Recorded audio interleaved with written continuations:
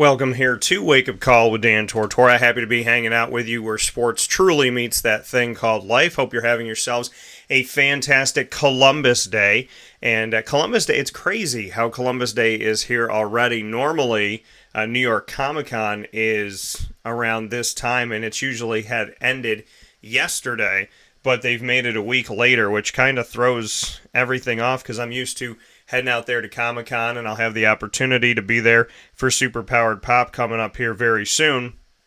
So, happy Columbus Day. Happy, my dad said it was an early Columbus Day, but I remember Columbus Day about 5 years ago being around the exact same time. And so, I hope you have a wonderful day today. Hopefully you do something nice for yourself. You go out, you play golf, you head out to Beacon Skiff, you go and take the dog for a walk. You do something that's productive, fun, relaxing, exciting, but something for you. I hope you get to do something for yourself today. So welcome to the broadcast. Happy to have you here with us this week. There's a ton of great stuff coming up. Of course, inside of MonPazPopcorn.com's What's Poppin'. You know, on Mondays, we start off your week with DT and Murphy featuring my guy Brendan Murphy and myself, Dan Tortora, a.k.a. DT. So we'll be discussing Major League Baseball's postseason. We'll be coming off the wild card. Our thoughts on how everything ended up that created the ALDS and the NLDS. Everybody got swept. There was no third game that was needed. Everybody moved forward in a rapid pace. The Rangers took down the Rays. The Twins took down the Blue Jays. The Diamondbacks took down the Brewers, and the Phillies took down the Marlins. And so we'll get into how that set everything up to where we are today. And we'll also get into the ALDS and the NLDS and how things have begun for those series that are best of five. Because as you know, wild card's best of three. The divisional series are best of five. The championship series are best of seven. And the World Series is best of seven. So a little bit different here and kind of like an old model of the NBA, where the NBA had certain things being less of a series than others, and then they were like, hey, let's just do seven for everything. So are we heading there? Are we going to start heading to that, at least for the divisional series? Will it be seven all the way through? We could talk about that too. And of course, the Jets on a Victory Monday. Murph and I get to talk about his Jets, my Jaguars on a Victory Monday, followed before by another Victory Monday doing exactly what I was hoping they would do, which is go overseas and regroup and reset. It's what I wrote about. It's what I talked with the team about. So we'll get into that here this morning. And of course, we will celebrate my great buddy, Nate Hackett, of over a decade for winning the game yesterday, helping his team move forward as the offensive coordinator of the Jets. And just his awesome memory that he has. Not only did he defeat the Broncos with the rest of the staff and the team, but he did it in Denver. So we'll discuss that and what that means.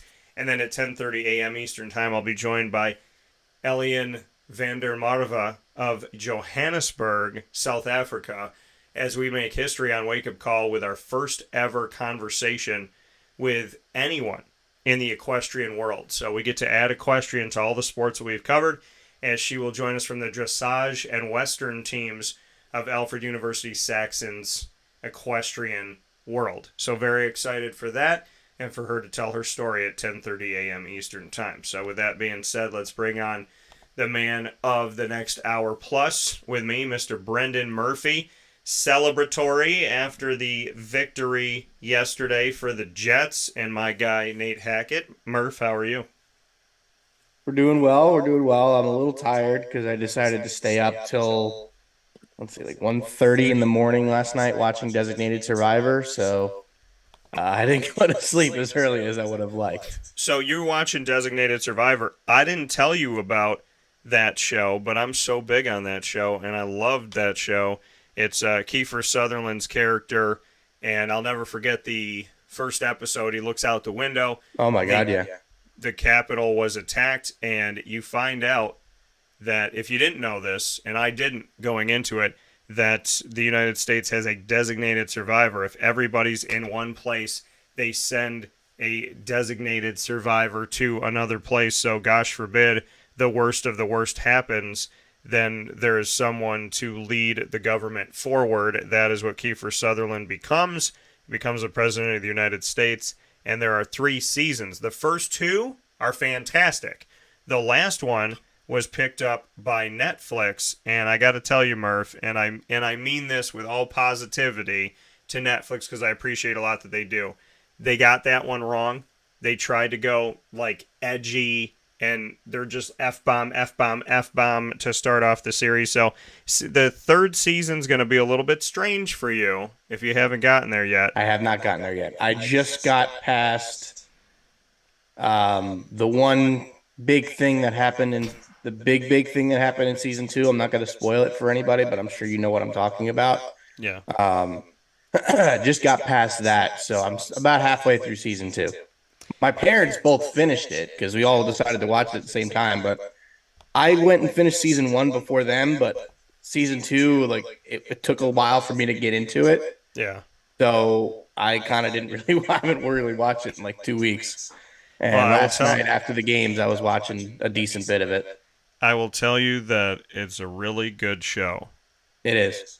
The twist at the end, you're gonna have to tell me what you think. But I will let you know when I finish it.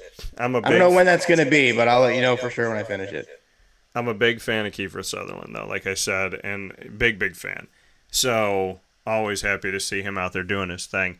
Adam said, congratulations to the Jacksonville Jaguars beating the Buffalo Bills. Have a nice day, DT. Thank you, Adam. Appreciate it. Mom says, good morning to the best mom in the universe times 10. Welcome, Mom, and good morning to you. And hope everybody's doing well. Hope all your moms and dads out there are doing well, Grandma and Grandpa. If you have them in your life and they are here on this planet, please go see them, call them, hug them, give them a kiss on the cheek. Love them up big time because time is precious, folks. Please remember that. So, Murph, looking at, and we talk about how time is precious, the wild card series are so fast, right? Mm-hmm. It was Tuesday, Wednesday, see you later. That's all it was. I mean, it could have been Thursday if it needed to be, but nobody needed a Thursday. The Rangers come out here. They're the 5 seed. They face off against the Rays, the 4 seed. The Rays won just shy of 100 games, and people were going ignorantly. The people were saying some pretty ridiculous things about, when it comes to the Rays and the Rays winning that series. The Rays almost were at the top of the entire American League East without Wander Franco, and people forget that very quickly. Thoughts on how the Rays fell out of this thing? I believe they scored 1 run in 2 games. Something like that. And here's what I have to say about that. Shame on the fans for not showing up. 18,000 people at a playoff game? That's no. They talk about Oakland. They talk about the Oakland A's moving. That series, the lack of fans in the stadium for that series made me think that, seriously, Tampa Bay does not deserve a baseball team. That franchise, rather than getting a new stadium, they need to move. They need to move to a city that actually wants them. Because Tampa Bay clearly does not want a baseball team. They do not deserve a baseball team. So after that series, if I'm the Rays owner, I'm getting the hell out of there.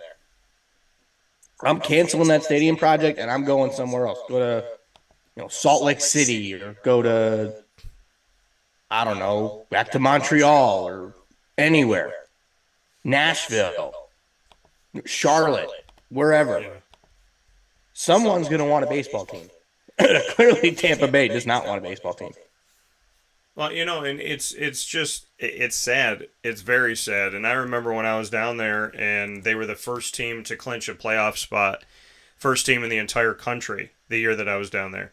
And so, there was this conversation of, okay, so now that they've made it, now that they've clinched, like, who's going to show up, who's going to have fun, who's going to enjoy the games. They had free tickets online that they were selling people. Literally free tickets. You could go online to the Rays website, click on this one button, and it gave you a picture of your ticket that you can scan. You printed it off, you brought it in. It was like 12,000 free tickets. Once they made the playoffs and they had a few more home games to go, they could not hand people free tickets enough, and nobody came. And I just remember thinking back on that, and my guy Dukes Knutson, who's going to be on the show tomorrow, and I love Dukes. Dukes is my dude. He's the press box manager for the Rays. He loves the Rays. I mean, he eats, sleeps, and breathes the Rays every single day. And, you know, I don't even know what to say to him to see something like that. You know, it's frustrating. It's aggravating. The fact that they want to spend millions and millions of dollars to build a new stadium. It's like, come out to the game, guys. You know what I mean? Like, it's Syracuse has a really nice stadium for the Syracuse Mets, and that's a AAA team. And I drove by it yesterday, and I'm sitting there looking at it going like, wow, that's like literally right in my backyard. And it's AAA, and I love that it's in my backyard. It's not even Major League Baseball. It's AAA. It's one step below on the way up there. But I get excited when I drive by, and I'm like, man, it's right there. Like, if I want to go, I can, like, walk right in there. It's $8 maybe for fans that want to come out and see the game. And it's honestly almost more fun than going to a Major League game. Food's cheaper. Getting into the stadium is cheaper. Parking is cheaper. The product on the field, you get a bunch of guys that are trying to get to the Major League, so they're all trying to, do their best to get there. Yeah. Not that the product itself is better, but these guys are, giving it everything they got. Yeah. I love going to AAA games. I mean, we got the Scranton Wilkes-Barre Rail Riders and the Lehigh Valley Iron Pigs within 45 minutes of where I live. So, for me, it's easy. Where the Iron Pigs are, I can walk there from work, from where I work on Airport Road. So, I've gone to Iron Pigs games after work sometimes, and, it's like you pay $6 for a lawn seat, it's $5 to park, it's $4 for a beer, and it's a couple bucks for food. Yeah. You're going to a baseball game for $25. Yeah. By the way, one of the most inexpensive tickets, or one of the most inexpensive teams to go and see in Major League Baseball going into, I think it was like last season we looked at this. It was for a family of 4, and it included hot dogs, drinks, and tickets to the game. And it was under $200 for a family of 4 to go to a Diamondbacks game. And and conversely, Murph, how much was it for the Yankees? No, the Mets were high. I think I'm sure the Yankees are probably the highest. Yeah. The most expensive beer was, I believe, the Washington Nationals. I think their beer was come on, no. $13. That's not true. That's not true. I got 2 tall boys at Nationals Park for $5 a piece. There's no way that's true. Well, this was a couple of years ago. Maybe they decided to make things a little So was this. More. This was a couple of years. This was 2019, maybe? Something like that. 2 tall boys. They're $5 a piece. I'm looking at it right now. Okay. Which ballpark has the most expensive fan experience? Okay. It's got to be Yankee Stadium. Fenway Park, as of right now, 2023. Fenway Park, $385.37 for, that is a fan experience. Fenway Park is the most expensive fan experience as of right now. Then Wrigley Field. Okay, fair. Then Wrigley Field for the Chicago Cubs. Then Minute Maid Park for the Houston Astros. Then Yankee Stadium for the New York Yankees. Then the Dodger Stadium for Los Angeles Dodgers. But here's the thing, like, these numbers are so close. Those top 5 are all over $300. Not surprising. And so when we look at it, for like nosebleed seats, parking, couple hot dogs. Yeah, I want to drinks, see how they break like it down here. So it says, okay, summer nostalgia. Okay, what is the oldest ballpark? No, that's not what I'm looking for. And I can understand Fenway and Wrigley being up there because they're older. There's not a lot of seats in those stadiums. Yeah. I kind of understand those ones. I wouldn't expect the Yankee Stadium to be the most, though. Yeah, it was called the Fan Cost Index, FCI. So if you look this up, folks, the Fan Cost Index, you can do it with us this morning. Let's play the home game. And so if you do that, the cheapest ballpark experience of any team from 2022 coming into this. So reflects how much it would cost to take a family of 4 to a Major League Baseball game, taking tickets, parking, and concessions into consideration. The Diamondbacks' $152.30 FCI is more than $30 cheaper than any other team and over $100 less than the Major League Baseball average.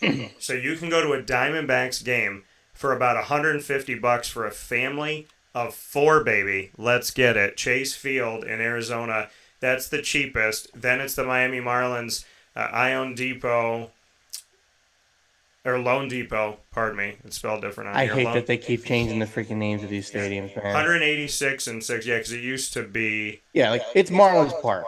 Yeah.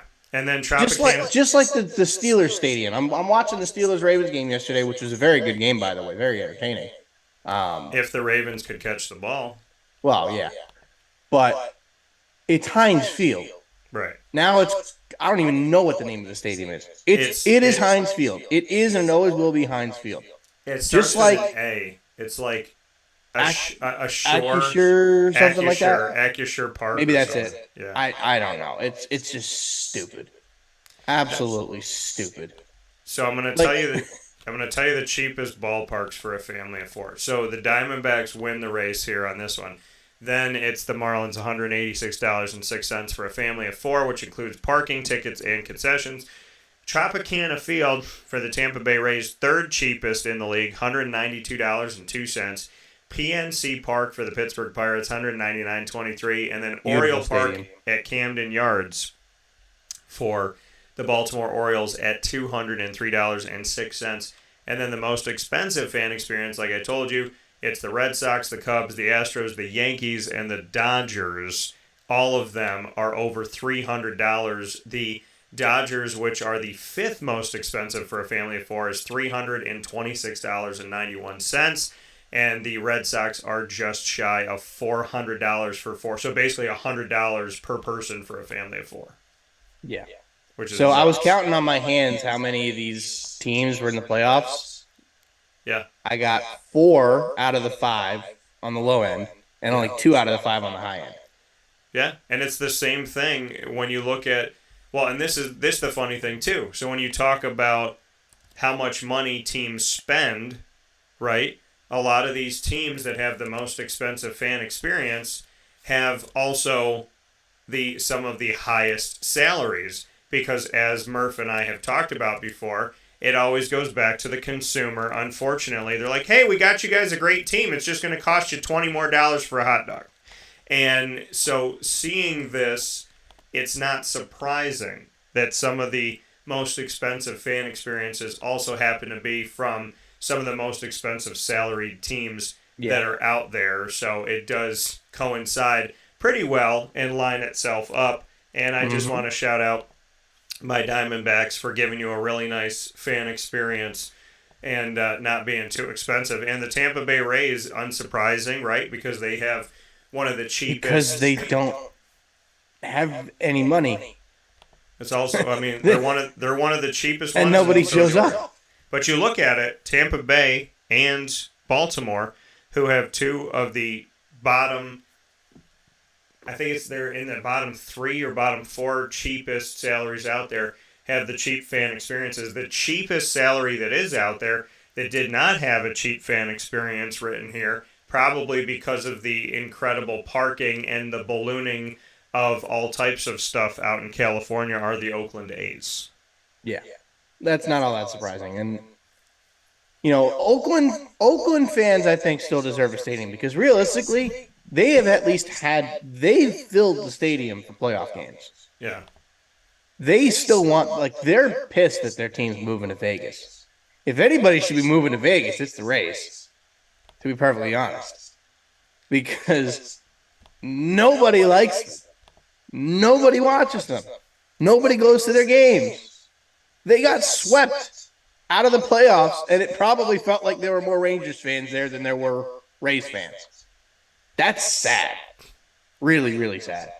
Well, so if I'm the owner of the Rays, I'm getting the hell out of there now.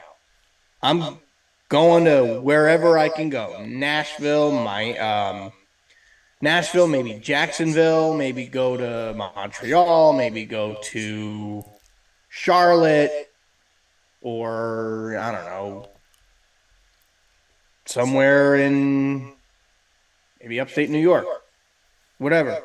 Just get the hell out of Tampa. I'll take the Rays up here. But I mean, yeah, that's the thing that's frustrating, right? And we talk about Charlotte now. Charlotte's got the Hornets, and Charlotte just got the one of the newest franchises in Major League Baseball with Major League Soccer with Charlotte FC. But here's the thing, Murph. It's Charlotte was a place where they had the Hornets, and they didn't appreciate that they had the Hornets, and they weren't showing up to the games.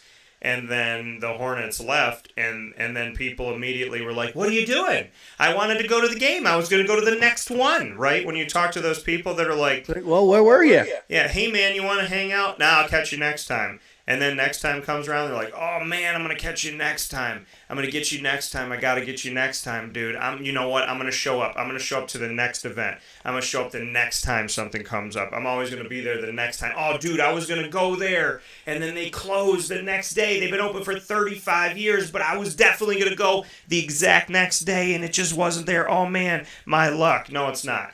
And so Charlotte fans were doing that, right? Oh, we were going to go to the Hornets game the next day. We were going to go. And they took him away, and then within a year, they gave him the Bobcats, and then that created this really weird world that the Charlotte Hornets went down to New Orleans, then they went to Oklahoma City during the Hurricane Katrina time, then they went back to New Orleans, and then they became the Pelicans, but the New Orleans Pelicans are still the old Charlotte Hornets franchise lineage. And then the Charlotte Bobcats went out of existence, and the Charlotte Hornets came back, but it's a new Hornets team to confuse everybody. And Charlotte is now this fast-growing city, and people show up for the Charlotte FC games, and I think they had like 50,000, 60,000 people at the first game at Bank of America Stadium where the Carolina Panthers play, so probably more fans than the Panthers have right now. And so all this stuff was going on, but it came from them having to lose. They had to lose their franchise. I don't want that to happen to Tampa, but I'm really frustrated and upset with fans down in Florida that you have this awesome team who makes the playoffs every year, who has incredible players, who has good pitching, who has a strong front office, and a unique experience, and they just don't, and one of the cheapest fan experiences in the entire nation, and they just don't show up. And here's the other idea. Instead of keeping the stadium in St. Pete, why not actually put it into Tampa? Because apparently, from what people have told me, St. Pete's not easy to get to. Here's the thing about St. Pete. There's a bridge. So when you're driving on the highway, there's a long bridge. I vaguely remember from when I went to a couple Rays games. Yeah, there's a vague bridge coming into Tampa. Then there's another bridge after that bridge, and both of these bridges are over water. So you take these long bridges to get all the way into St. Pete. The other part of it, though, is that the highway itself, yeah, it gets congested, but it's got 4 or 5 lanes. Like, I've driven on this highway many, many times, a couple months ago. And when I was at Rays Dodgers, these fans probably have, outside of those long bridges, and I get it, they're over water. What if they're backed up? It's scary. It's not, I mean, obviously, a lot of stuff is over water in Florida, so if you're living down there, you probably get used to it, I would imagine. But the reality is that people make excuses, okay? People do what they want to do. This is in relationships, this is in business, this is in fans going to games. People do what they want to do. If somebody makes an excuse to not do something, the real reason is that they don't want to do it. They don't want to go. So the fans don't want to go, so they don't go. And that's the reality of it. You can tell me whatever you want to tell me, but the fans that sit here and say, there's 2 bridges. So let's say they created some other way to get there. Let's say they just figured out another way to get there. That fan would still not show up. Probably not, you're right. You know what I mean? Which is why I don't think that city deserves a team.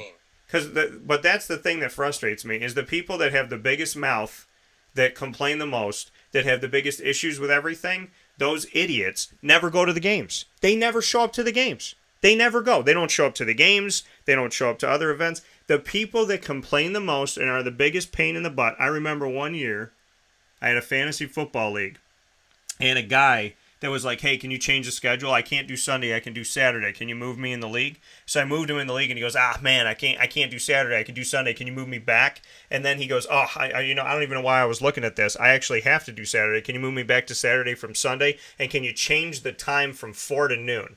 I changed 3 or 4 times for this guy and another guy. What happened on that Saturday, bro? Yeah, the draft day. Guess what happened that day? Neither one of those guys showed up, and I don't even think they said anything. So when you know what I mean? So it's like you look at things like that of what fans are complaining about. It's one of the cheapest experiences for a family of 4. This is the thing. Do you need a lot of reasons? No, but I'll give you 2 main reasons. It's one of the most inexpensive things to do with your family of 4. That's number 1, and they go to the playoffs. So inexpensive, playoff caliber team. Did you see how cheap the tickets were? Most people don't even have that, Murph. Most people don't have one of those 2. They don't have a cheap fan experience, nor do they have a playoff team every single year. You got a playoff team that you can watch for peanuts on the dollar. I don't know what when it comes to Major League Baseball prices, I don't know what these people are complaining about that don't go to these games unless they just don't like baseball. Oh, well. Although we've spent a lot of time on that. I think the rest of the wild card series is a little more important. But you know what I mean? But the truth of the matter is appreciate what you have before you lose it. You know, we only know what you got till it's gone. It's a true statement, but it's such a BS statement for the people that actually live life that way. So let's move on to the next thing here. So the Twins, coming from the worst division in baseball, the American League Central, nobody had a winning record in that division except for the Twins. But when I picked the Blue Jays, apparently the sky fell for some people out there that lost their minds over the fact that how could anybody not pick the Twins? Well, there's a lot of people that didn't pick the Twins. Because the Twins suck. But the Twins win. The Blue Jays, like the Rays. I picked the Blue Jays too. And that's the thing, though, Murph. The Blue Jays, just like the Rays, scored 1 run in 2 games. Credit Minnesota's pitching staff for that one. Yeah. Crazy. Sonny Gray and Pablo Lopez were dominant in those 2 games.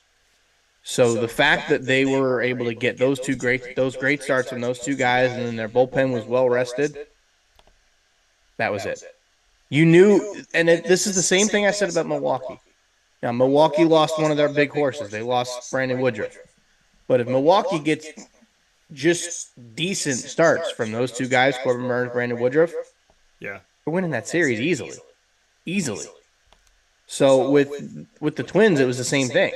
They got 2 great outings from their 2 best pitchers, 2 of the better pitchers in the American League, and they swept the Blue Jays. We knew it could happen. I said it right. I believe I said it right here. If the Twins win, it wouldn't shock me because of the pitching staff. Their rotation is really good. Right. So, their lineup's not that good, and Royce Lewis kind of carried them through that series, but their pitching staff was good enough. Good pitching wins in the playoffs. Yeah. Good pitching always beats good hitting in the playoffs. Always, always, always. The one exception to that is the year the Mets lost the World Series, but that's, neither here nor there.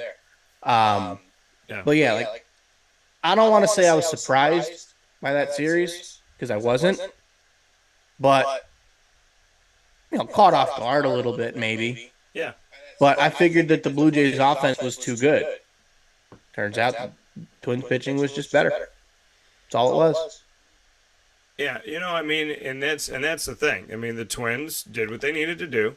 They came back. They came out in that series pitching and defense. But when you look at the teams that won, and you give credit to the teams that won, you look at pitching and defense, right? You look at what they did. They don't get the credit for it, but the Diamondbacks defense, if y'all didn't believe in it, you saw it now. You saw it in the wild card. You've seen it in Game 1 of the NLDS. The defense is alive and well. So they kind of slugged their way there, though. Yeah, but you look at. Let's be honest. They kind of slugged their way there. But look at how they play, though. Look at what they do. I mean, Evan Longoria, for all the years that he's been in the league, look at the play that he made. You got bases loaded for this team, and when they were going up against the what was it? It was bases loaded for the Brewers, and he is in between third and second, catches the ball out of midair, and ends the inning when you were going to give up at least one, if not two runs on that play. And so you have experience, you have plays like that. There's so many plays that they made, so many opportunities that they took away. How many times they left the Dodgers in game 1 of the NLDS stranded, pitching and defense for the Diamondbacks, pitching and defense, the Phillies gutting things out. This is how, people talk about, the bats. Yeah, Arizona definitely had bats. They definitely had bats, okay? And that first NLDS game, 6-0 in the top of the first inning of game Clayton 1. Kershaw didn't even make it out of the first inning. No, and that was one of the greatest things, is not only did they get up 6-0 for Diamondbacks fans, they got up 6-0, and you got Clayton Kershaw out of the game. You retired Clayton Kershaw in the first inning with no outs in the entire game. One out. That man didn't even last a single. Did he have one out? He got one out. Okay. I thought it was when it was done. So yeah, he pitched a third of an inning, 6 runs, 6 hits, I think it was. Yeah. So I mean, you look back to Clayton Kershaw. You got the ace of the Dodgers out of the game, and what did they talk about? He's so good against the Diamondbacks. Oh my gosh, this guy on the mound, he's crazy against the Diamondbacks. He's got a great record against the Diamondbacks. People forget playoff Clayton Kershaw is not the same as regular season Clayton Kershaw. Yeah. And I think the thing, Murph, when we look at this, I think for me, watching this and seeing the way that the Diamondbacks have played defensively, offensively, Moreno, Marte, Carroll, Pham woke up in the NLDS as he was more quiet in the last game against the Brewers. I mean, these guys, Walker, it's just, they're doing something, right? They're doing something. The Phillies, again, with the Braves, they got something to prove. There's something to be said about the chip on the shoulder type of situation and scenario. When you have a chip on your shoulder and you are in that place, to me, it's a great opportunity for your team to excel. When you have that, nobody thinks we're going to win except for us. We got our true fan base behind us. We got the people that love us behind us. And to everybody else, we're just going to play this dang game and we're going to see what happens. But, people think Dodgers, people think Braves, people think Orioles, and look at what's happening. Look at how things are shaking out. Look at how teams are playing. Look at how close the Twins are contesting the Astros in these games and pushing the Astros in these games. Nobody is safe. Yeah, they tied up the series yesterday. Right. Nobody's safe. But that's playoff baseball. But that is what I playoff love. baseball. That's why it's the greatest time of the year. I love it. Hectic. It is entertaining. And it also breaks hearts. That's the cool thing about it. So, the Twins tied up the series, and now the Orioles got their backs against the wall, man. Yeah. The Orioles are down 2-0.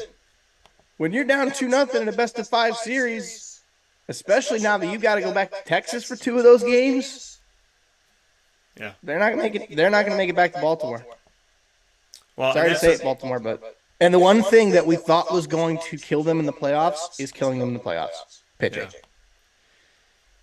Well, and that's the thing. The thing with Baltimore is, again, you want to see them win because this is a team absolutely that typically starts a season off strong and then ends the season 5 of 5 in the American League East. They're always the bottom. They're the 5th team of 5 spots. Well, their rebuild's finally done.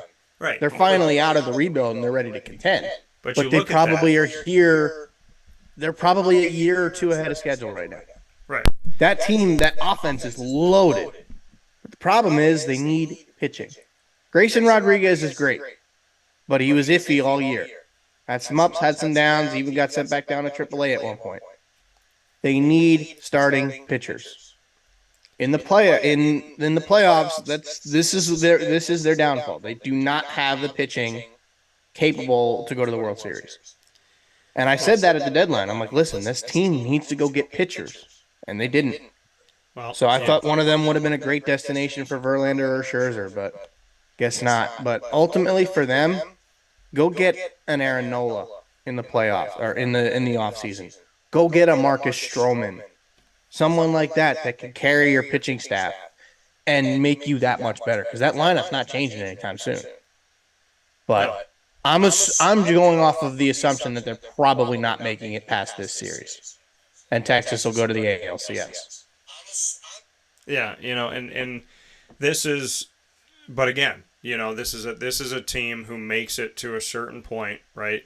They get here and they're not the team that's used to being in the playoffs. And for some teams, that's correct. Okay. For some teams like Arizona, that's not phasing them. For other teams like Baltimore, because Arizona's got nothing to lose, right? But they weren't expected to be there, so they're just having fun. But you also look at experience versus non-experience, right? The Rangers experience, the Rays, who are now gone, experience, the Phillies experience, the Braves experience, the Dodgers experience. So you bring in a Diamondbacks team who hasn't been there in 6 years. You bring in an Orioles team that's used to starting off hot and then fizzling out and being one of the worst teams in baseball by the end of the season.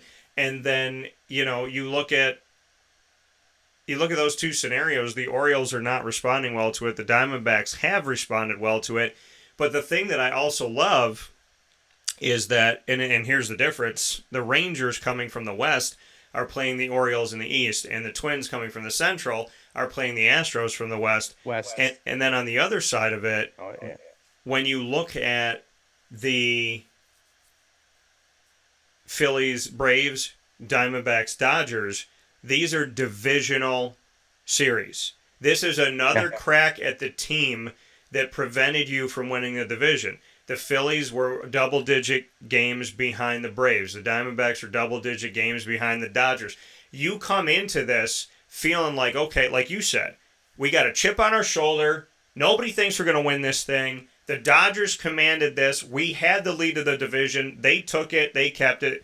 The Braves start off. They do what they do. The Phillies are there. They're trying to fight with it. The Braves run away with it, and they hold on to it for a good portion of the season. So now you have these divisional series, and some people are against this, saying you should not be able to play your own division in the divisional series, which I think is ironic and funny because the series is called the Divisional Series. Yeah. Here's my issue. Here's what I have to say to those people. Shut up.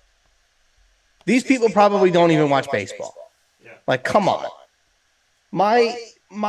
If you ask me, I actually think it's more fun that way, because you know who you're facing. Right. We're probably going to see that in the ALCS. It's probably going to happen. Look at all the Yankees-Red Sox series we saw in the playoffs. Look at all the, Mets-Braves, Dodgers-Giants, Twins-Indians. Guardians. They'll never be the freaking Guardians as long as I live. They'll always be the Indians for me. Well, your brain has to correct itself. Just like the Commanders of the Redskins. And you know there's a petition to bring the name of the Redskins back, right? Well, the thing I think is crazy, because the thing is fans probably want to stay that because that's what they've identified as. Yeah. But when you look at this and you see the Redskins, I just picked up a card from 2021 when I did a pack break, and it says Washington Football Team, and I was like, ooh, this is a collector's item now because they're not the football team anymore. And then my Redskins cards are not the Redskins anymore, my Joe Theismann cards. I know. So now they're the Commanders, but it's hard because your brain has to shift. I still can't. Was it 2 years they played under that name?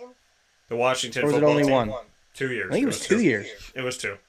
How are you going to make a name change like that and not know what you're going to call your team? Like, come on. That's ridiculous. Because what they did was, under pressure, they said, okay, whatever, you can have whatever you want. And then they said, what's the plan? And they didn't have one. And that's because they should have never changed the name of the team. That's the problem with it. It had nothing to do with Native Americans. It had everything to do with the old white women who thought, it's offensive. It's offensive. Like, shut the hell up, lady. Clearly, the ones that should be offended are not. Well, these are the same people that call things racist or say that a voter ID is racist because black people can't get an ID. Like, that is the dumbest thing I had ever heard. And it's the people that are not in that group that want them to change the name or want them to do these things. And I'm sorry to get, all political, but this is, I feel like I need to, air this out real quick, because it's not the people that would be affected by it that are saying things. It's the old white women or the crazy white man or whoever that it has absolutely nothing to do with that gets offended by it. Well, and I think, when you look at Native American tribes, right, the Florida State Seminoles have a relationship with the Seminole tribe, and they involve them in the festivities. They involve them in the entire opening of the game. They bring them into the press box. And so, I think when you go back to the Washington Redskins, you have to ask the question to the actual tribe, what are your thoughts? Because in New York State right now, they're looking at, they said in New York State, and I'm going to paraphrase a little bit here, but if you have any name that can be associated in any way, shape, or form with Native Americans as your team name in your high school, you have to delete the name and your logo and recreate something. Liverpool is called the Liverpool Warriors. They were told they might have to change their name. Their mascot is a Spartan and has nothing to do with Native Americans. They're called the Warriors, but because they're called the Warriors, New York State said that might be an offensive name. So I would tell New York State to do something, stick it where the sun don't shine. That's exactly what I would tell them. Get the hell out of here. We're not changing the name. So this whole petition thing, when we discuss and Spartans are Greek, right? But I don't get that. I don't get a Spartan is literally Greek. But it's the thought of like, well, it's the warrior, and Syracuse was the Saltine warrior, and what does this mean, and what could it mean to the community, and is it offensive? Basically, if it's offensive, military or warriors. Basically, if it's offensive to one person, it has to go.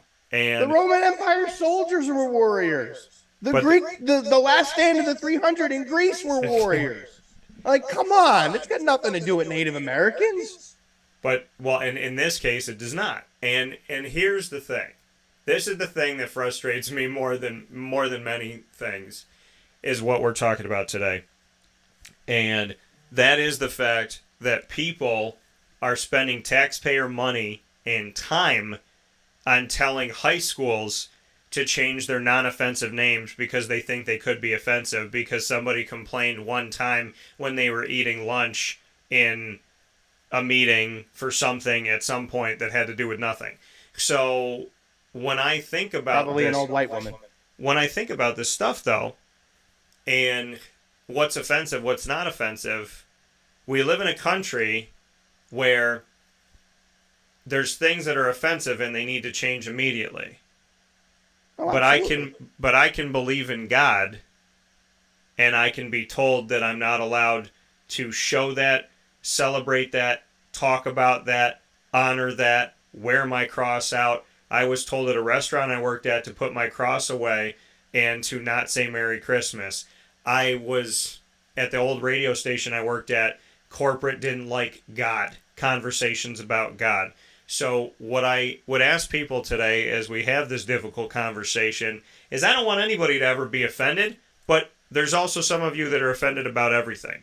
And the reason why you're offended about the reason why you're offended about everything is because you weren't raised right, and you were raised that the world revolved around you, and you were raised selfishly. Mm-hmm. And because you were raised that way, you just want to see people change things, and you don't really care. Because I would venture to say this, And I'm not saying the Redskins name or the Commanders name or whatever name is the right one, the wrong one, this, that, whatever. What I will say about the Washington team is, of the people that complained, how many of them were Native American? I want to see that. I want to see what tribes Basically were. zero. I want to see what tribes were upset about it. And to all the people that signed a petition to get rid of the Redskins name, I want to know if you've ever been to a football game. Yeah. And And how about the Indians too?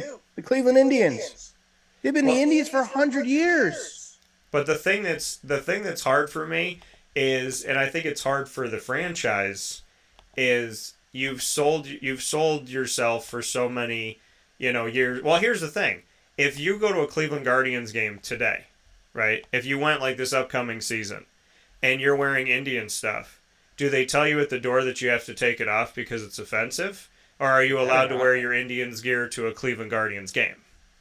I mean, I just, but that's, you know what I mean? I have a Rick Vaughn jersey from Major League with Chief Wahoo on the side. If anyone tells me that that's offensive, I'm going to tell them to stick it.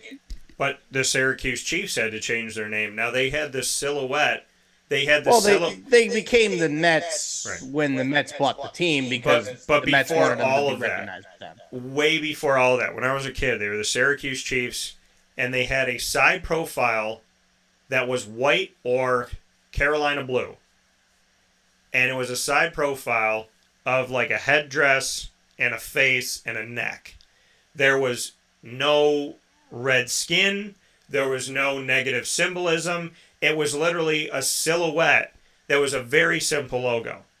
And somebody put up a stink about it, and they had to become the Sky Chiefs. Instead of the Chiefs, they had to be the Sky Chiefs. And then they had a bat that looked like it was angry. It looked like a plane, and it had a mad face, and it was one of the most awful cartoon sketches of a logo in the history of mankind that had nothing to do with the Sky Chiefs name, but it was there because somebody got offended.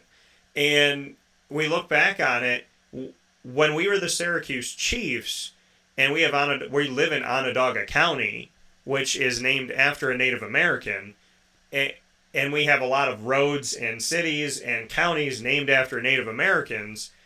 I have lived in Central New York most of my life. I have never seen anybody do anything negatively toward a Native American in our county, in our community, in our towns, in our cities. I have never heard anything. I have never seen any blasphemous stuff. So to me, it's like, are we spending a ton of time complaining about things that don't exist and not focusing on the real problem? Yes, that's the short answer is yes. Because the real problem to me is seeing homeless people in my city, seeing homeless people on drugs in my city, seeing communities. My dad and I were driving through communities yesterday in Central New York. They used to be beautiful. The houses were beautiful. These big, awesome, amazing houses. Now they have wooden boards, and they have their windows boarded up, and they look like they're about to cave in, and they just look absolutely awful. There's mattresses all over the place, and these were houses that were expensive, beautiful houses, communities that people wanted to live in, that sought to live in, that it was an honor and a privilege to live in those communities, and now they're run down. So, I mean, I know that I might be saying something crazy to our governments, both locally and nationally, but maybe you should start looking at the quality of life for people and stop looking at the names of teams, and maybe we could get something done that's a little bit bigger. I'm not saying it's not important to respect this and respect that, but I would think that the demise of cities in the United States of America should probably be an area of focus more so than figuring out what Washington should name its football team. Yeah, and focus more on that. Worry about us instead of letting illegal people into this country and giving all this money to other countries in wars that have nothing to do with us. I mean, I try to understand it, Murph, but I haven't. What I can say is that as we are here this morning, and we're going to take a step aside in just a second, and we'll come back with Jets and Jaguars, pardon me. But to get a final note here for the baseball side of things, when you look at these series and you see how the teams have performed, so far. I know we talked about the Orioles in the danger zone that they're in. They're in a best of 5 series, and all the Rangers have to do is win one more.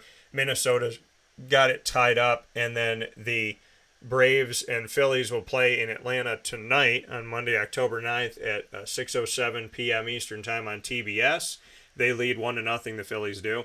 Arizona will be at Los Angeles once again at 9:07 p.m. Eastern Time tonight, and they lead 1-0 over the Dodgers, and they have Zach Gallen going up against a rookie pitcher tonight in Los Angeles. What are your thoughts on the series as we stand right now? Well, before I get to that, real quick, What is this schedule? Why on earth are we having an off day after game one? I don't know. One of the broadcasters made a comment, and he was like, "Well, you know, the NLDS doesn't play on Sundays," and I was like, "What does that mean?" Start one set of series on one day, and then start the other set of series on another day. If you want to have baseball every day, but you can't have a random off day in the middle of a series. Yeah. The Diamondbacks had to play in the wild card series. How is it that Zach Gallen, who pitched in game one of that series, is going to be ready for game two of this series? It should not work like that. He should not be pitching until they go back to Arizona. I don't get that. Why does the NLDS in both series have an off day between games one and two? You get 2 off days in the series, period. It's literally the 2 travel days between games 2 and 3 and between games 4 and 5. Just like the championship series. Travel day. Between games 2 and 3 and between games 5 and 6. That's the way it should be. No off days. You played 162 games playing almost every day.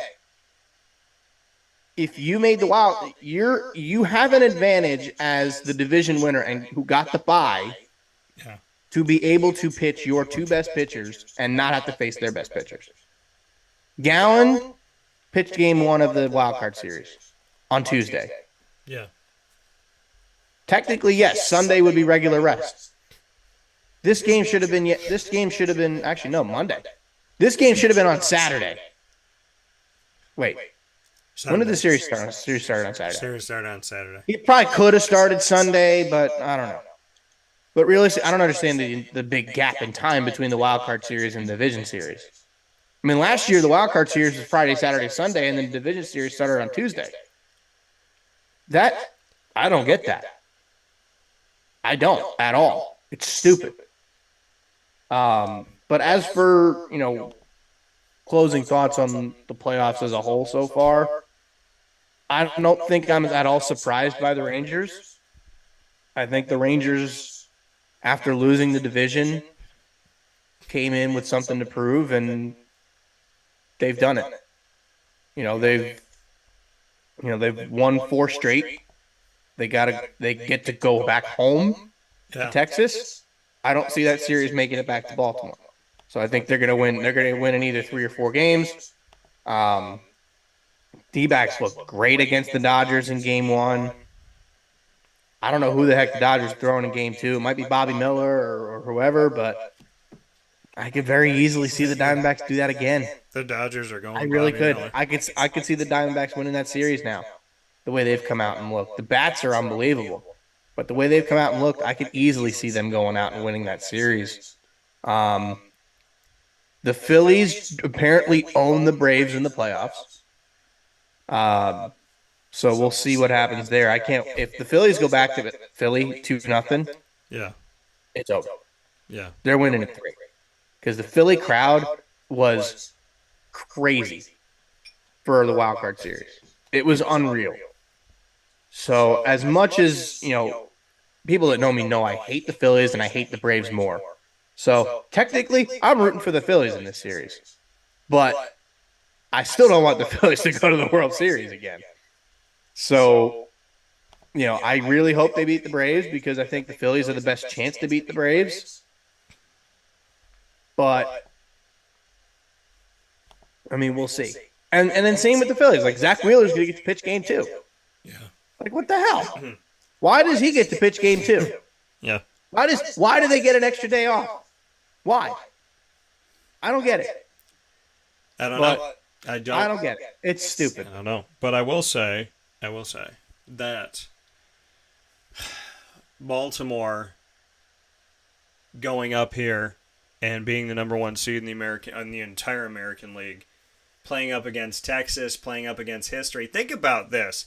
Everybody's like, oh, Texas, they're the best. Oh, my God, they're the greatest thing ever. They almost didn't make the playoffs in the last week. They went from first place. They could have missed the playoffs. Right. They went from first place to second place in the AL West to being in the wild card when they were winning the division, and they could have been bumped out completely by Seattle. So here's the problem with them, though. They had this big celebration after on the second to last day of the season, clinched a playoff spot. They caused themselves to come out flat and lose the game on Sunday. They caused themselves to lose the division. That was their own fault. All they had to do was win, and they won the division. All they had to do was win. And because they were hungover, they came out and they lost. Shocker. Well, and you look at this and you see where they are right now, and obviously they're focused, but Texas Rangers have had recent history and what they've been able to do. The Houston Astros and the Twins are another team, chip on their shoulder. Nobody's given them a lot, right? We've talked about how they came from the worst division in baseball, yet they're going up against the Astros and they're playing them close, and now they've tied this series, and that series is going to go back to Minnesota after tying it up in Houston, which is huge. Now, Philly... You know what the Twins feel like, though? I apologize for cutting you off, but you know what the Twins feel like to me now? What? It feels like... You know how they say baseball's a marathon, right? Yeah. It feels like everyone else was running the marathon. The Twins got dropped off in their car at mile 20. Yeah. That's basically what their regular season was. They didn't have to try. Now they're at the point where they can actually just play. And they've done that so far. Well, I mean, the thing is, like, basically what you're saying is, they could put it on autopilot for a while if they wanted to. That's exactly what they did. Because of who they're playing, because of the division that they have, and because it's like, hey, why... Like, you just needed to win 82 games and you were winning the division. But now, for the Twins, and the only thing that's against that is if you're on autopilot and you're not going full go, yeah, it can help you, but it can also hurt you because then it's like might take longer to turn the car on. So, sure. I mean, the Twins are obviously proving that... Well, they turned it up at the end of the year, though. They're figuring it out. They came out, they were hot in September. Yeah, and they've been figuring it out. So they're 1-1. The Phillies have a chance to go up 2-0 in Atlanta and then go home and have an opportunity to end the series, and Arizona has the same opportunity tonight. Arizona 6 runs in the first inning. Clayton Kershaw gets pulled in inning number 1, and the Diamondbacks end up putting up 11 runs, giving up 2. They went through the rotation in the first inning, and Marte was back up to bat with plenty of opportunities left to go. This team, between solo shots and sacrifice shots and all different things that they've been able to do, plus being the second team, mind you folks, the number 2 team in all of baseball in 30 franchises in stolen bases this season with around 170 at this point. So that's another thing to look at. The Arizona Diamondbacks not getting a lot of love. They get it here from me, fan since 97. What up? And so very excited to watch them play tonight, and let's see what happens. Cautiously optimistic I am as a fan, as a broadcaster. I'm excited to see what they could do in this series, and obviously the Phillies and the Braves. I'll be watching both of these very closely from the comfort of my own home, and I look forward to that. And, of course, on Tuesday, we'll be back at it with the ALDS when the Astros travel to the Twins for the first time in this series, and the Orioles go down to Texas, where I just was in the Arlington area, and they will go back. They will go down to where Texas Live, that whole community of entertainment is. The Orioles will face off against the Rangers down in Texas. So, with that being said, Murph and I will take a step aside for a fast break. When we come back, it's his Jets, my Jaguars, right after this on Wake Up Call with Dan Tortora. Hi, this is Amy from Mother's Cupboard, home of the Whole Frittata. We are open daily 6 a.m. to 1:30 p.m. For takeout orders, call 315 432-0942. And tune in to Wake Up Call with Dan Tortora for our monthly food challenge and try our Wake Up Call signature menu item available 7 days a week. Here at Mother's Cupboard, we are Central New York, and it's our honor to serve you.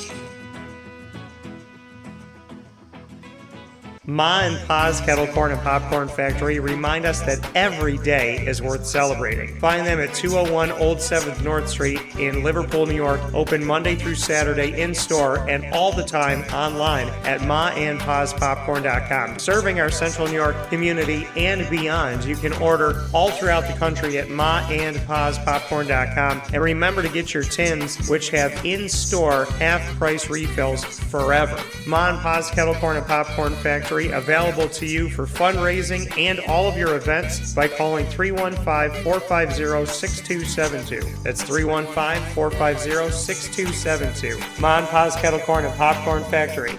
How corny are you? This is Jimmer Sikowski, owner-operator of Chick-fil-A Cicero, 7916 Brewerton Road in Cicero, right in front of the Home Depot.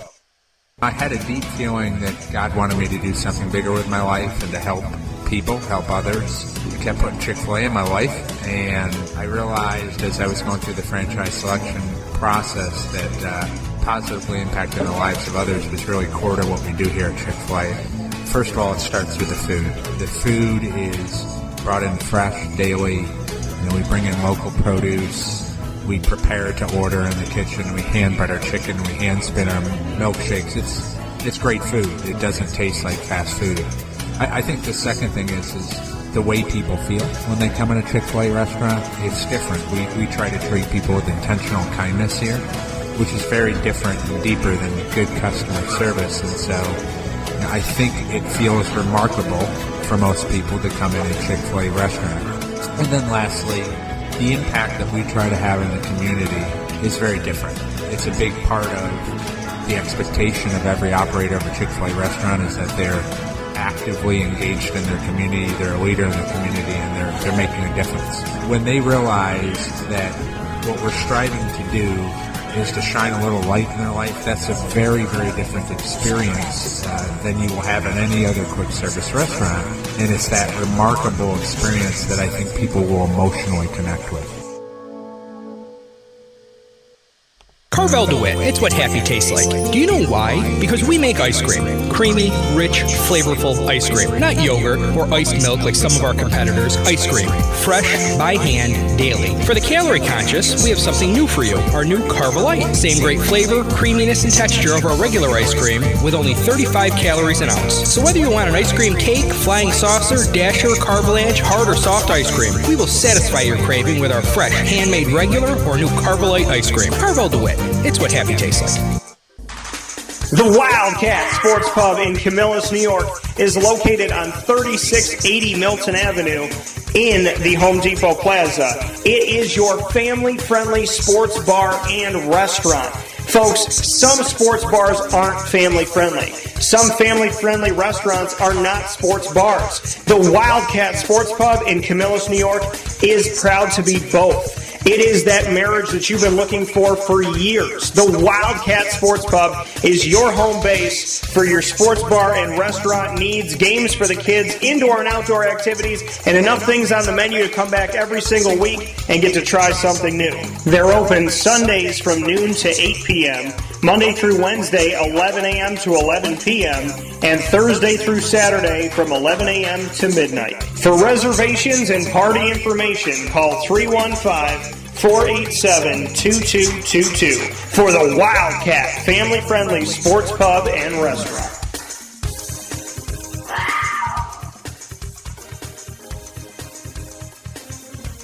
GG Cards and Breaks. Like, comment, subscribe. GG Cards and Breaks available to you 7 days a week right there on 639 Delmar Place in Syracuse, New York, right off of Teal Ave. You can find them Monday through Saturday from 10 a.m. to 6 p.m. and on Sundays from 10 a.m. to 5 p.m. Make your way out to GG Cards and Breaks for singles as well as graded cards, packs, and boxes. See what you'll get at GG Cards and Breaks. Some awesome pulls have come from there, and they have hockey, soccer, basketball, baseball, football, as well as the new Disney Lorcana game that you can go and try and build your deck there with a bunch of starters. They've had a bunch of their product for Lorcana go out, as this has been a very difficult thing to find, so go in there while supplies last. And of course, Pokemon as well. You can find it all at 639 Delmar Place in Syracuse, New York, a place that truly cares about the hobby and truly cares about the people that walk through the door. Back here on Wake Up Call with Dan Tortora, where sports meets life. We're inside of DT and Murph. I'm here with my guy, Brendan Murphy, and we were talking about baseball before the break. Now we're going to jump into his Jets, my Jaguars. Murph, I'll let you loose here on this one. Your thoughts on how the team has performed in this last game. What's your take on your New York Jets? Sloppy, Okay. but we'll take it. Okay. Sloppy, but we'll take it. So, Reese ran the ball great.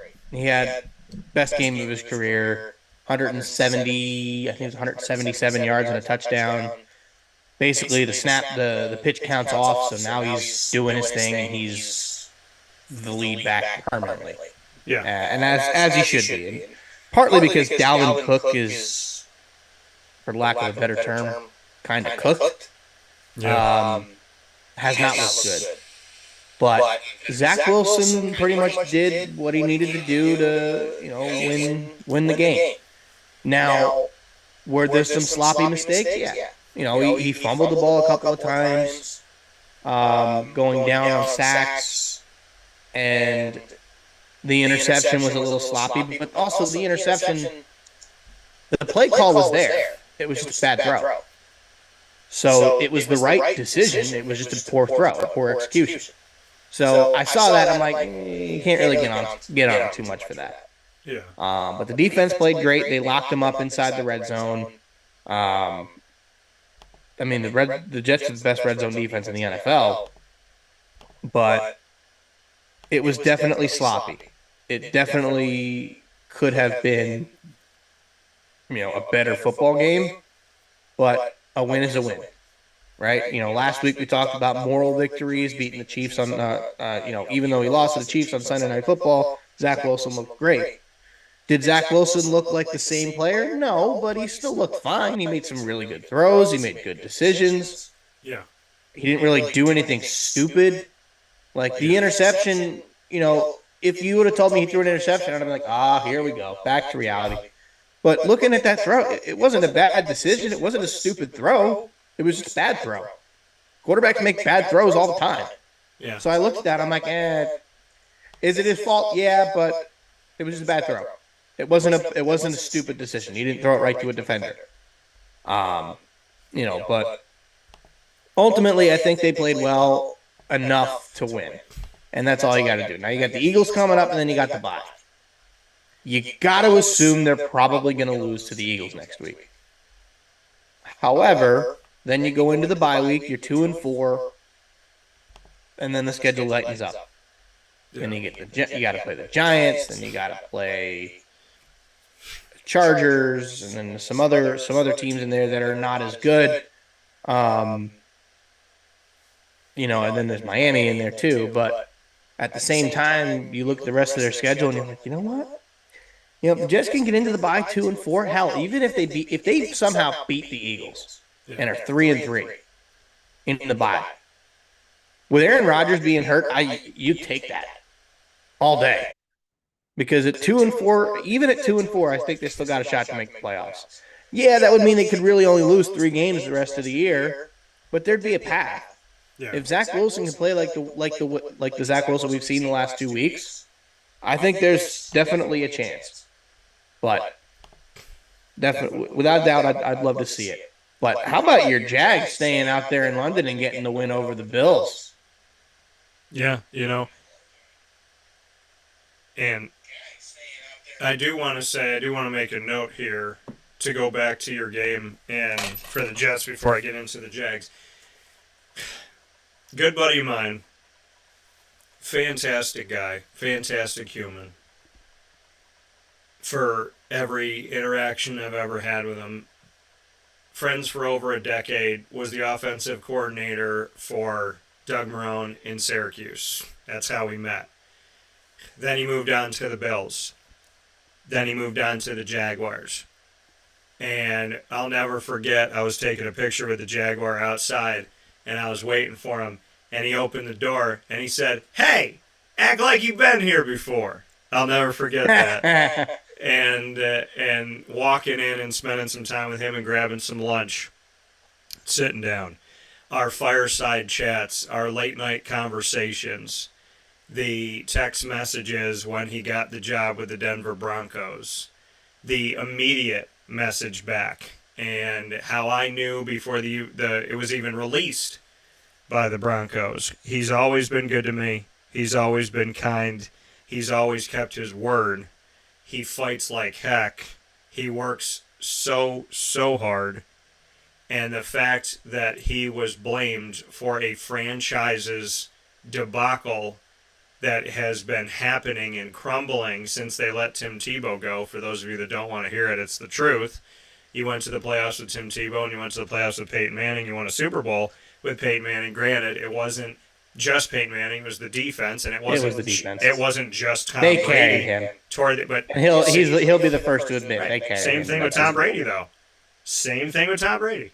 It wasn't Tom Brady the last couple Super Bowls with the Patriots. It wasn't Tom Brady in the Bucs one, throwing 3 interceptions. You got to give credit to that defense too. And so, that defense made Patrick Mahomes look silly. Yeah, when people, my God, that was one of the worst games I think I ever saw Patrick Mahomes play. Yeah, but when you disrespect Peyton Manning, I just want to remind people that Peyton Manning and Tom Brady have leaned on their defenses. But I digress. So last year, Nate Hackett becomes the head coach of the Broncos. And he's questioned on, why didn't you call that timeout? Why didn't you kick that field goal? Why didn't you go for it? Things that coaches are questioned about all the time. Now, Bill Belichick has had his 2 worst losses of his entire coaching career in the last 2 weeks. Back to back. Worst home loss ever, yesterday.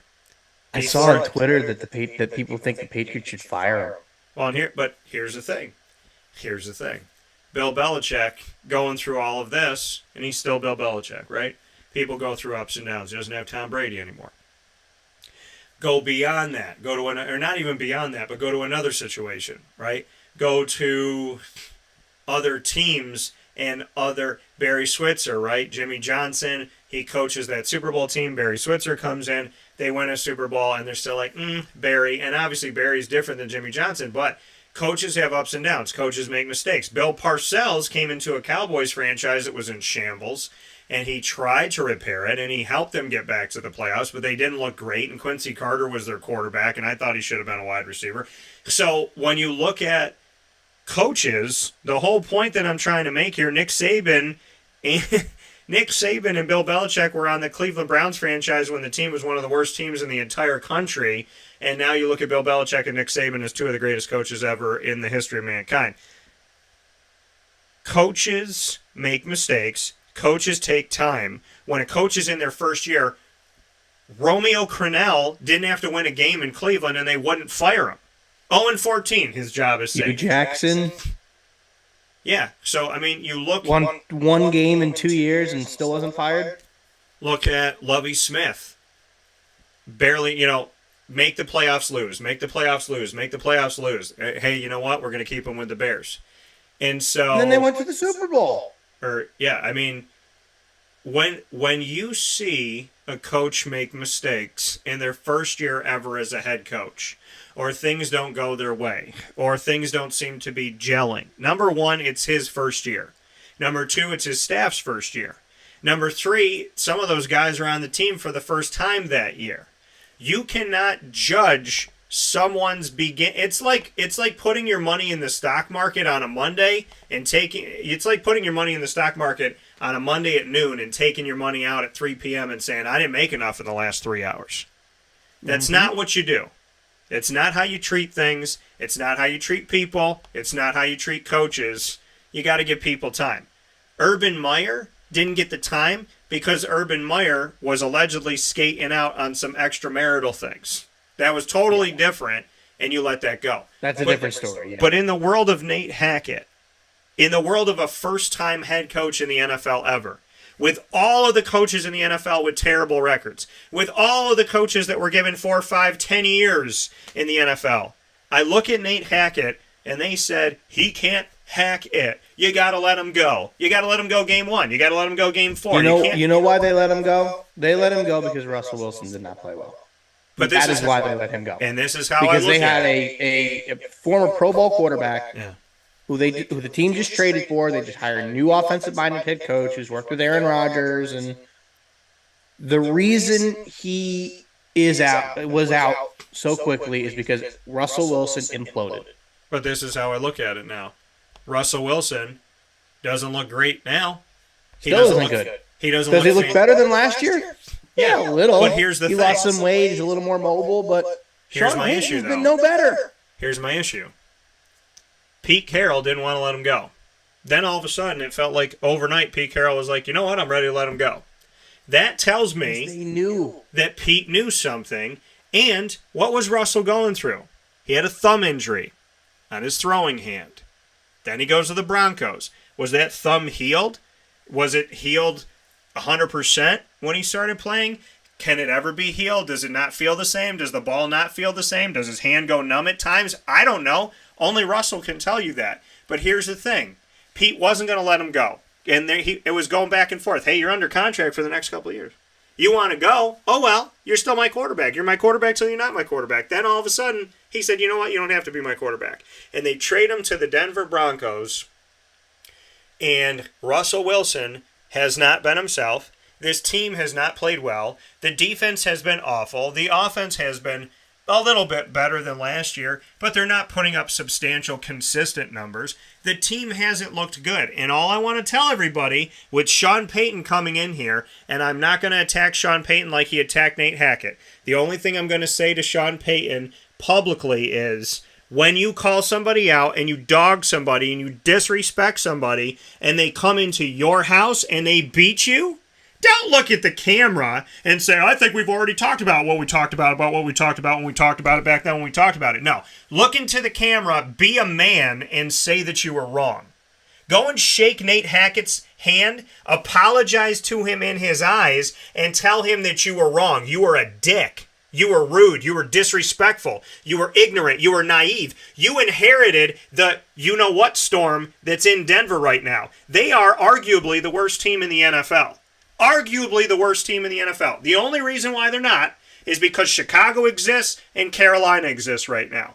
But what the Denver Broncos need to understand is, if you're going to fire Nate Hackett for all the reasons that you allegedly did, then you need to fire Sean Payton for the same reasons. Because this team is a dumpster fire. Nobody can get it corrected, not even the great Sean Payton. And I have respected Sean Payton for a very long time. And I'm not going to witch hunt Sean Payton like he witch hunted Nate Hackett. I'm just going to tell him to be a man from a man. When you are wrong, look a guy in his eyes, shake his hand, and have the decency and the balls to say something. And when you get asked the question in the press conference, you need to look into the camera and apologize. Because real men apologize. Real men admit when they're wrong. Real men actually eye-to-eye somebody that they disrespect. Fake men, pansies, and jokes stand behind cameras, stand behind their franchise, and ignore the words that they said before. If you're willing to go out in public and say that Nate Hackett's one of the worst coaches ever in the history of the NFL, he just kicked your butt. Now you should say something about it. Have the balls to do it. That's all I'm going to say, Sean. Though, have the balls to say something. The New York media had a field day with Sean Payton yesterday. So there was a quote from Sean Payton. I don't remember what game it was, talking about how he doesn't want to see his players wearing like bucket hats and sunglasses after winning a game or something like that, or losing a game. So when Jets pregame live started, I'm downstairs watching TV yesterday. I ended up turning off the Steelers-Ravens game to watch the Jets pregame show. They come in, and I don't know if any of you have seen it on Twitter, because if you haven't, it's funny. They are wearing, all four of them, bucket hat and black sunglasses, making fun of Sean Payton.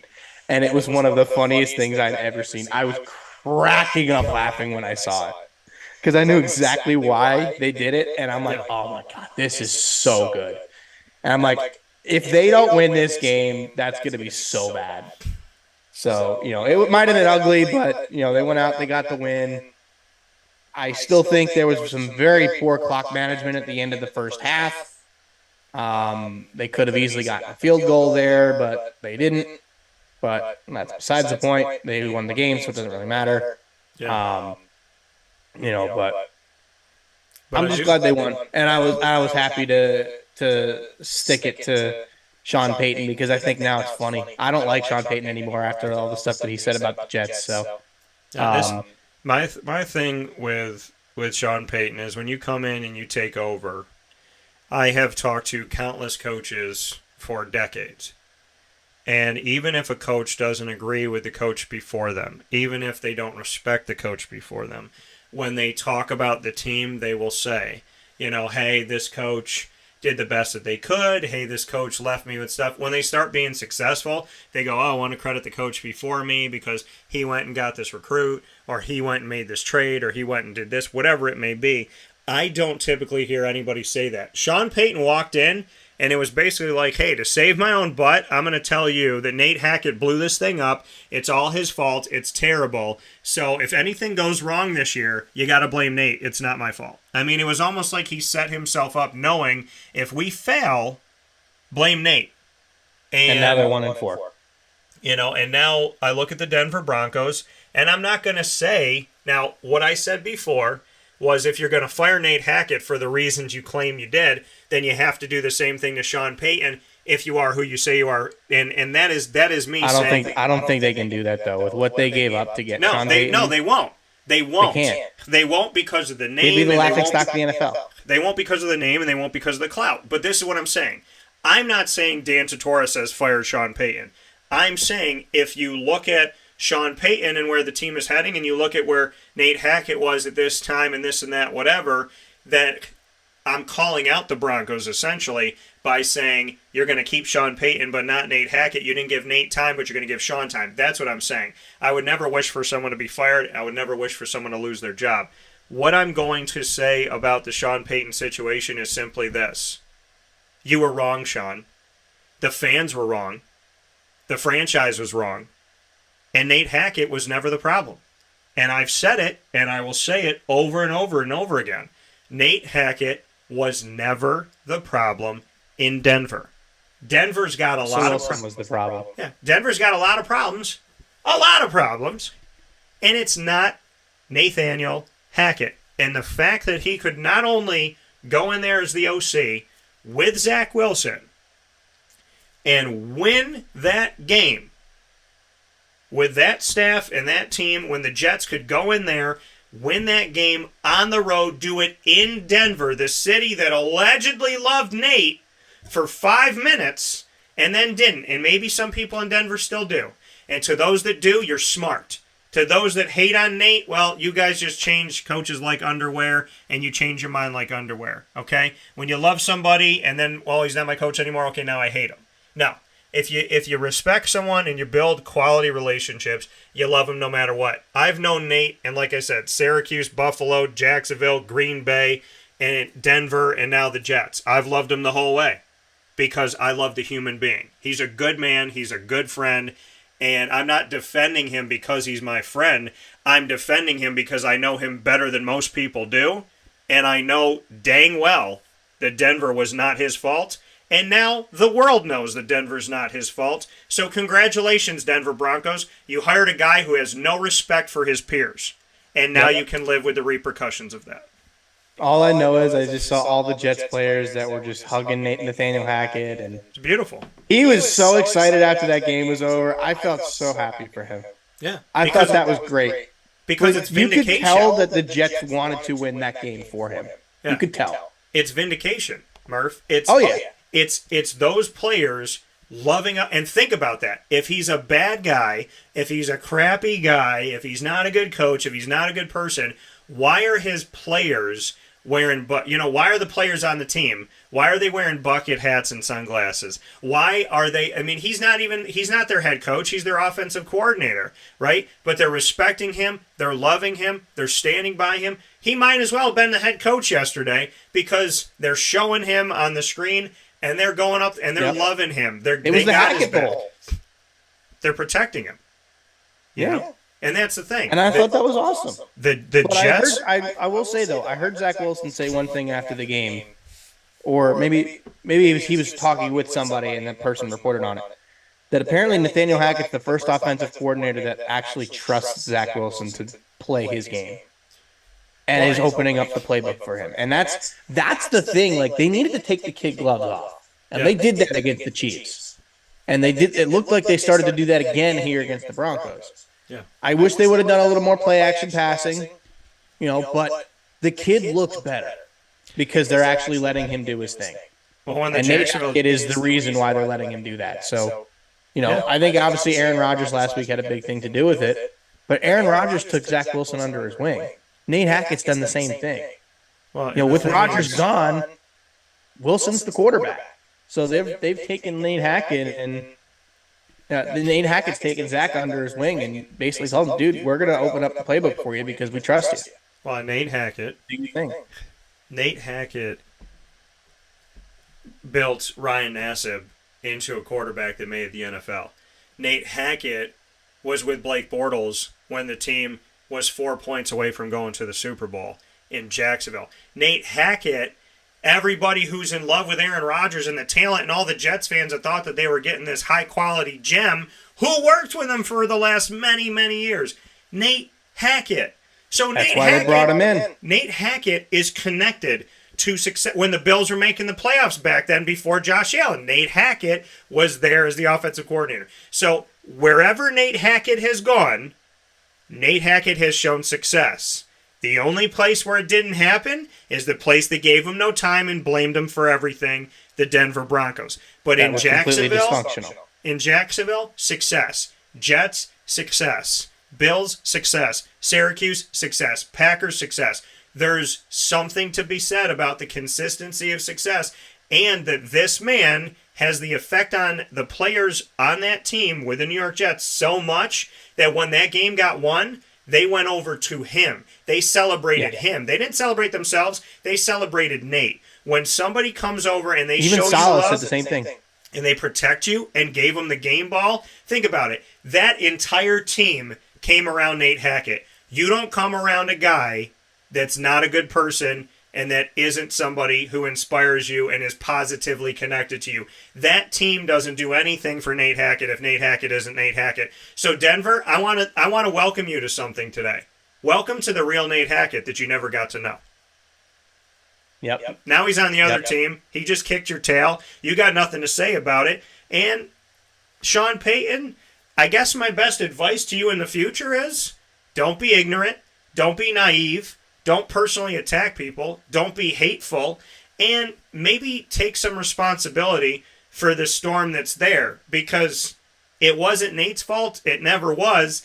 And if we're going to go by what you went by, I guess it's all your fault. And it was nobody else's, because that's what you did. So do you want the same to be done to you?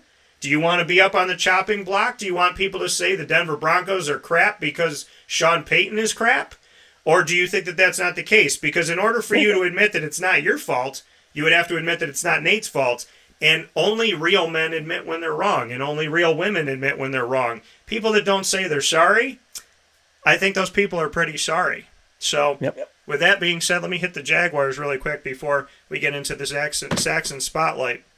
Before these games happened in London, I had a conversation with the team.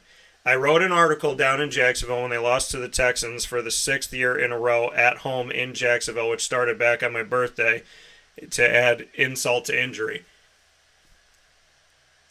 After that game, I wrote the article, Time to Regroup. Simple as that. You could see it on my website. Go to wakeupcalldt.com. And for those of you that are waiting for Helene to come on, we will be airing that momentarily.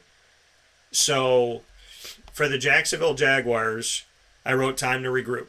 And then I went into the locker room and I spoke with the guys about regrouping, resetting, refocusing. Those conversations that I had with them, all about those words: regroup, reset, refocus. Let's go to London. Do you think it's the perfect time to go? An opportunity for this team to be in another atmosphere, to be away from everything, to have a change of scenery, to get back to being who you are. And that's exactly what they did. And the opportunity that I had to speak with center Luke Fortner, linebacker Chad Muma, linebacker Foye Oluwakin, offensive lineman Tyler Shatley, wide receiver and returner Jamal Agnew, wide receiver Tim Jones, wide receiver Christian Kirk, and quarterback Trevor Lawrence. You can check all those out on all of our podcasting platforms, including Podbean, by searching Wake Up Call with Dan Tortora. And you can hear them all talk about going to London with that mindset. Yeah, maybe we can regroup, we can refocus. Trevor said, yeah, it's a good opportunity to do it, but we shouldn't have to need it. Well, they went out there. They faced off against Atlanta. They won 23-7. Then they come against the Buffalo Bills. They go up 11-0, give up a touchdown before halftime, have an opportunity to score at least a field goal, lose possession. The Bills down it, and they go into the half. Then the Jaguars go up again, and it's 18-7. Then it's 18-13 after the two-point conversion is missed. Travis Etienne Jr. played his mind out. Trevor Lawrence played his mind out. Christian Kirk, Calvin Ridley, Foye Oluwakin, and Darius Williams again. Back-to-back weeks in London, back-to-back interceptions. Had a 61-yard return against Desmond Ridder. Had a takeaway against Josh Allen when Buffalo was trying to surge down the field and make this their game. The Jaguars never trailed in the game. They went 2-0 in London. Exactly what I was hoping they did. Exactly what they needed to do. And now they can come back against the Indianapolis Colts on my birthday week on October 15th and have an opportunity at 1 o'clock in front of their fans that I hope will show up. Because if they're showing up in London, you best be showing up in Florida. And now that the team's gone 2-0, they're above 500. They're 3-2 on the season. Same record as the Buffalo Bills. And they have more life now. So looking like themselves, the only two notes that I would make for the Jaguars, keep your emotions to yourself. Because there was two moments where they hit a guy after a play and they weren't flagged for unsportsmanlike conduct. So keep your emotions to yourself and close games out. Stop thinking the game's over until it's actually over. Beyond that, I think they did a good job in London, and I'm very proud of the team. Without a doubt, I think something that definitely benefited them was the fact that they stayed in London. Yeah. The Bills came in, looked like they were sleepwalking. For a team like the Buffalo Bills to make the trip across the pond and look that flat coming out of the gate, yeah, you could tell that it was jet lag.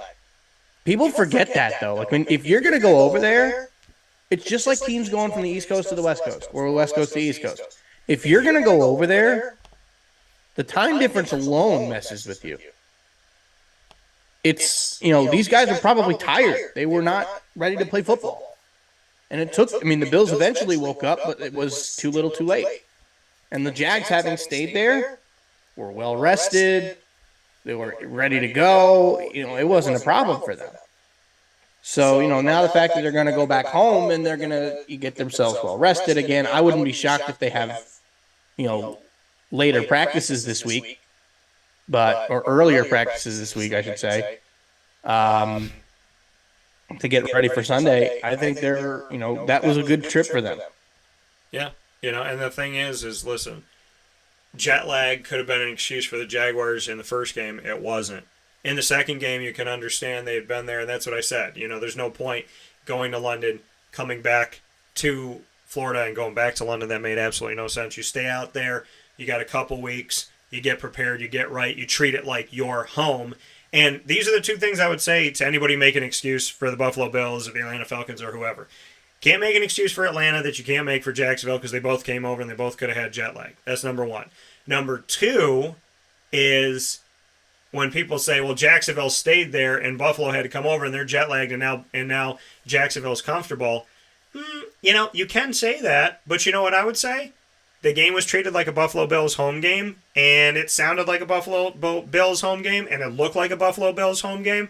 So, with all due respect, you might have jet lag, but the Jaguars still felt like they were playing a road game in London. So, there was nothing easy for Jacksonville, nothing given to Jacksonville, no excuses in any way, shape, or form, in my opinion, for the Jaguars, because they could have said jet lag week 1 over in London, and in the next week over in London, they could have said, hey, we're not jet lagged, but we're playing an away game, and it looks like the same city that was for us is now against us. So, I would venture to say that the Jaguars coming off of this have to give credit to the Jaguars. It wasn't that Buffalo did this. It wasn't that Atlanta did that. The Jacksonville Jaguars played the type of brand of football that they can be. Their offense can continue to get better. Their defense has been one of the best in the nation. And I would venture to say, and I said it last week and I'll say it again, I think the Jets and the Jaguars arguably have with the San Francisco 49ers, those are probably your 3 best defenses in the country as of right now. Yeah. So, looking at what they do in defensive takeaways, opportunities, and defensive touchdowns, it's hard to argue that San Francisco, the San Francisco 49ers, New York Jets, and Jacksonville Jaguars don't have the best defenses in the nation. To think that the 49ers are leaps and bounds above the Jets and the Jaguars is just ignorance. Because when you look at quality of play and the best offense sometimes being a really strong defense, I don't know who's done that better than the Jaguars and the Jets in these first few weeks. So, real quick before we go. Go ahead. Are the Niners the best team in the NFL? I think it's difficult because they kicked the crap out of the Cowboys. I know they did. And what did I say going into that game? I said it all comes down to what Dak you get. And so, not that it's all his fault, but Dak is inconsistent, and this team is inconsistent, and they seem to go as he goes. And so, now you don't have Diggs because he got injured a couple weeks ago, so that's another thing to look at. But ultimately, I think what San Francisco showed in this Cowboys game, because they have beaten the Cowboys in back-to-back playoffs, and they just beat them again here in the regular season, the thing that I've realized between the 49ers and the Cowboys is in the NFC, there are levels just like there's levels in the AFC. And in the NFC, what was proven last night is that the Niners are on the top level and the Cowboys are not on that top level with them. So the Cowboys might be on level 2, but they're not on level 1. Are they the best team in the NFL? Their game against the Philadelphia Eagles, to me, that's going to show me where things are at. Do I think the Niners can beat... Okay. Do I think the Niners can beat Philly, Kansas City? Those are the questions I'm asking myself. In order for me to consider the San Francisco 49ers the best team in the NFL, those are probably the 2 teams that I'd be looking at saying, can they beat these teams head up? And what I would say to you right now is I think Philly would be a good game, and I could see them beating Philly. And as good as the defense is in San Fran, it's really hard to bet against Pat Mahomes. So I think San Francisco, to me, is definitely in the top 3 teams in the country. The question that I asked myself last night is, are they better than the Philadelphia Eagles? And that's a question that I think only these teams can answer, going up against each other. But as of right now, San Fran to me is one of the top 3 teams in the nation. I want to get your thoughts in a second. I do want to just put this up here really quick. The San Francisco 49ers schedule, when we talk about are they the best of the best, they will face for the rest of the year, they will get the Eagles. They will have them on the road on December 3rd when Murph and I are in the same place together. So we will. Have we even announced that yet? We haven't.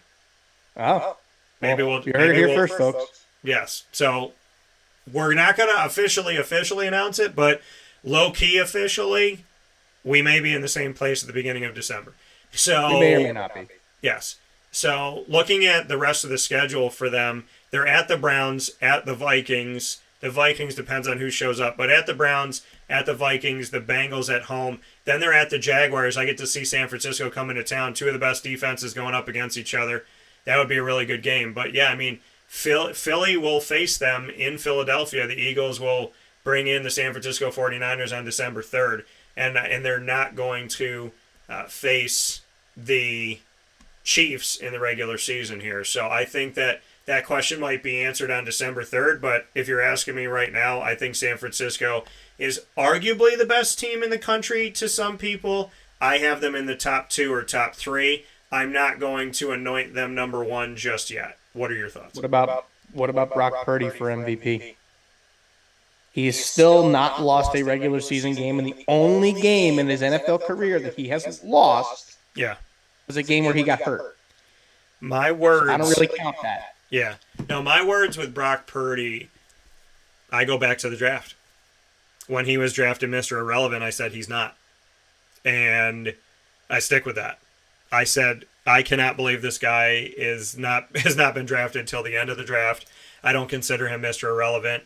And I've been believing he's probably used it as fuel. Oh, yeah. And I said about Brock Purdy going into this season, at the end of last season, I said, before any of this happened, any of the moves happened, any Jimmy Garoppolo, Trey Lance, any of that, I said Brock Purdy is your starter. Jimmy Garoppolo, if he stays, is your backup. Trey Lance is probably the odd man out. Those were my words months and months and months and months ago.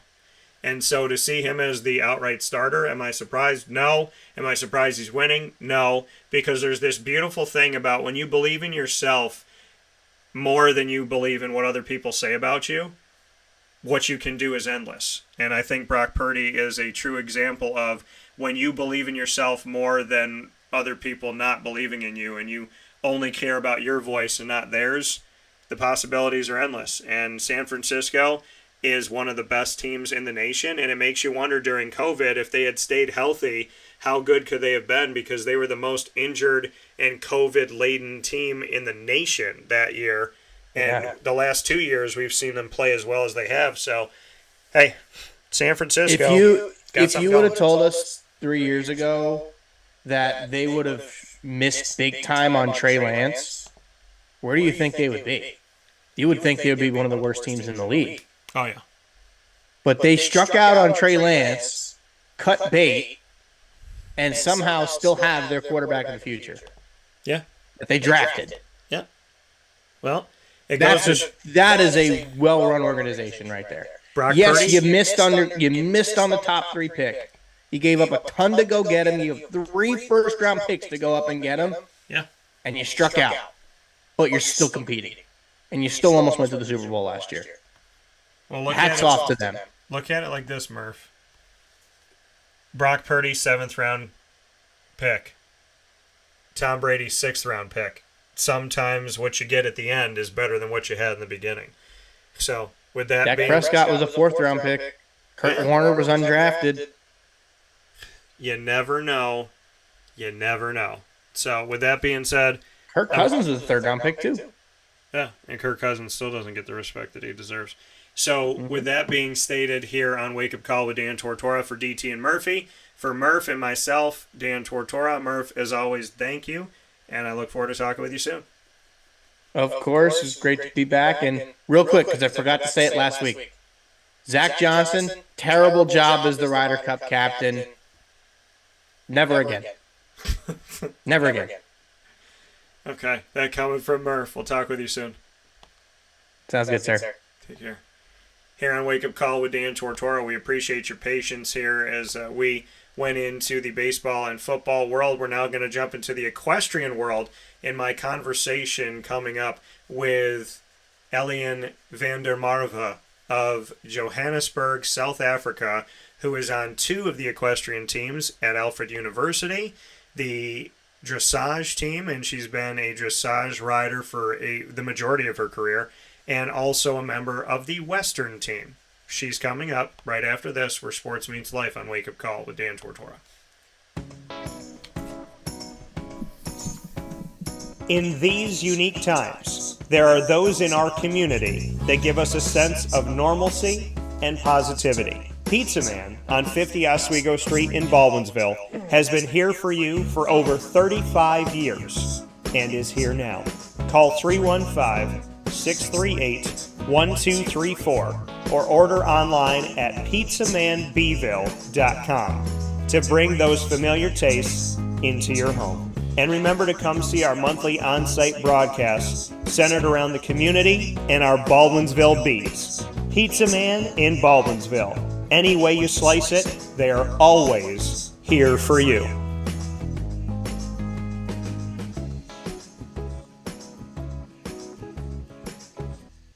I'm George Townsend of Honda City with some good advice when buying a new car. The true cost of owning a new car is determined by the appraised value when you trade it. No vehicle appraises higher than a Honda. Next, look for low APRs and deep discounts. You also want low maintenance costs and great fuel economy. That's why my advice to you is to buy a new Honda. Looking pre-owned, visit our Honda Certified Used Car Center. Honda City, 7140 Henry Clay Boulevard, Liverpool, or HondaCity-CNY.com. It would be a pity if you don't shop at Honda City. Our corporate purpose at Chick-fil-A is to glorify God by being faithful stewards of all that's entrusted to us and to positively influence all those who come in contact with Chick-fil-A. And what became increasingly clear from our success in Cicero is that people love Chick-fil-A. And also I think we recognized that, we had a great opportunity to grow the brand and grow our platform. I felt incredibly grateful when I was selected to be a Chick-fil-A operator. I think what it's meant for me, what I've come to realize on a very deep level is that this is a calling for me. It's not a career, it's not a job. The Lord called me to be a Chick-fil-A operator and to use these restaurants to glorify Him and to positively influence other people. I'm blessed. I'm very blessed.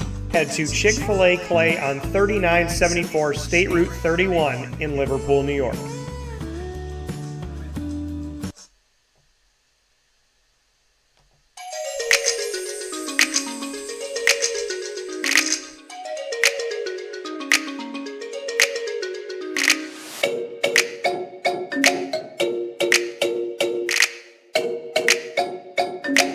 Welcome here to a very special Saxon Spotlight as we are making history with the first ever in over 19 years of broadcasting. I've never had the blessing and privilege of working with any equestrian teams. And now through my exclusive multimedia marketing partnership with Alfred University and the Saxons, they have 3 different equestrian teams. And I now have the honor of making history here on the show by having a spotlight on equestrian. And I'm here with Helene van der Merwe of Johannesburg, South Africa. And we are here to talk about dressage and Western in the world of equestrian. And it is my true honor to have Helene here. Helene, how are you? I'm doing great. It's an honor to be here. And so, Helene, you come from Johannesburg, South Africa. Bring me into life there, because if I've heard anything about the continent of Africa, it's that what we see on the news is typically not what life is actually like. How would you describe South Africa? I think a lot of people here think that South Africa does not have like civilization. Like they think we're still living in the wild, and like a lot of people, first thing they'll ask me is, does the lion walk past your gate in the morning or like in your driveway? And that's not the case. The animals are all in like the Kruger National Parks and places like that. So it's still similar, but also very different in the way we live, because we do have all the amazing animals, but it's not the same as where deer would walk up to your house here in the US. Like the animals don't walk up to your house in South Africa like that. And so you said that that's the most common misconception, that people think of Africa and they just think it's a giant like open field of animals everywhere. So if that's the misconception, how would you describe home to what it truly is? I mean, I think it's very similar. Like, I think the cities are very different in the like infrastructure, but it's still like it would be similar in like everyone has somewhere to live and you still drive to places. You don't have the same amount of like public transport like you would in New York City or something like that. Right. You would mostly drive with your own vehicle because of the distances between places. But otherwise, I think the way in which we live is pretty similar. Do you miss being home? Yes, I do. So how did you find out about Alfred University? How did this all come about that you ended up here? We had a group come to our school, our high school, when I was in my final year, and they were called the I'm 360 team, and they basically try and or they basically recruit people to schools in the US, which are a bit smaller, but where they think that you would fit best. So we ended up, they gave us like 5 options each, and they basically help you to find the school that they think you would do the best and basically excel at in the best way.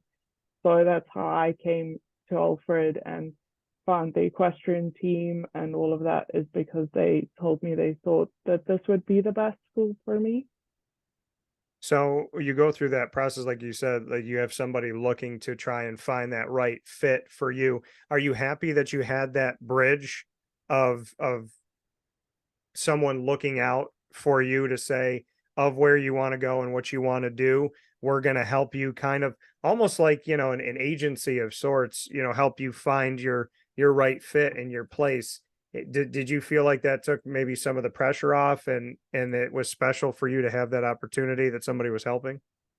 Yes, I think it really helped in the sense to give you some stress relief, because they also already communicate with the schools before you even start communicating with them, talking to the school, saying, would this person be accepted? What do they need?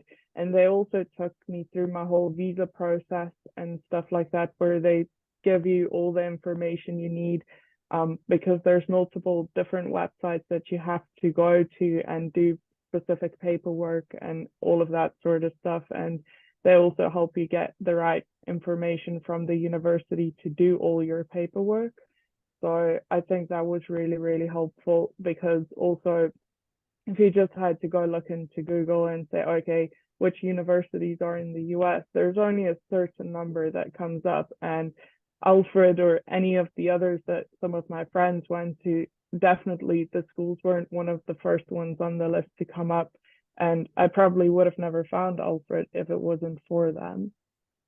And so when you have that kind of discovery process for what you specifically wanted, what did you tell this, the source that, you were able to go through for this information? What did you tell them as far as what you were looking for?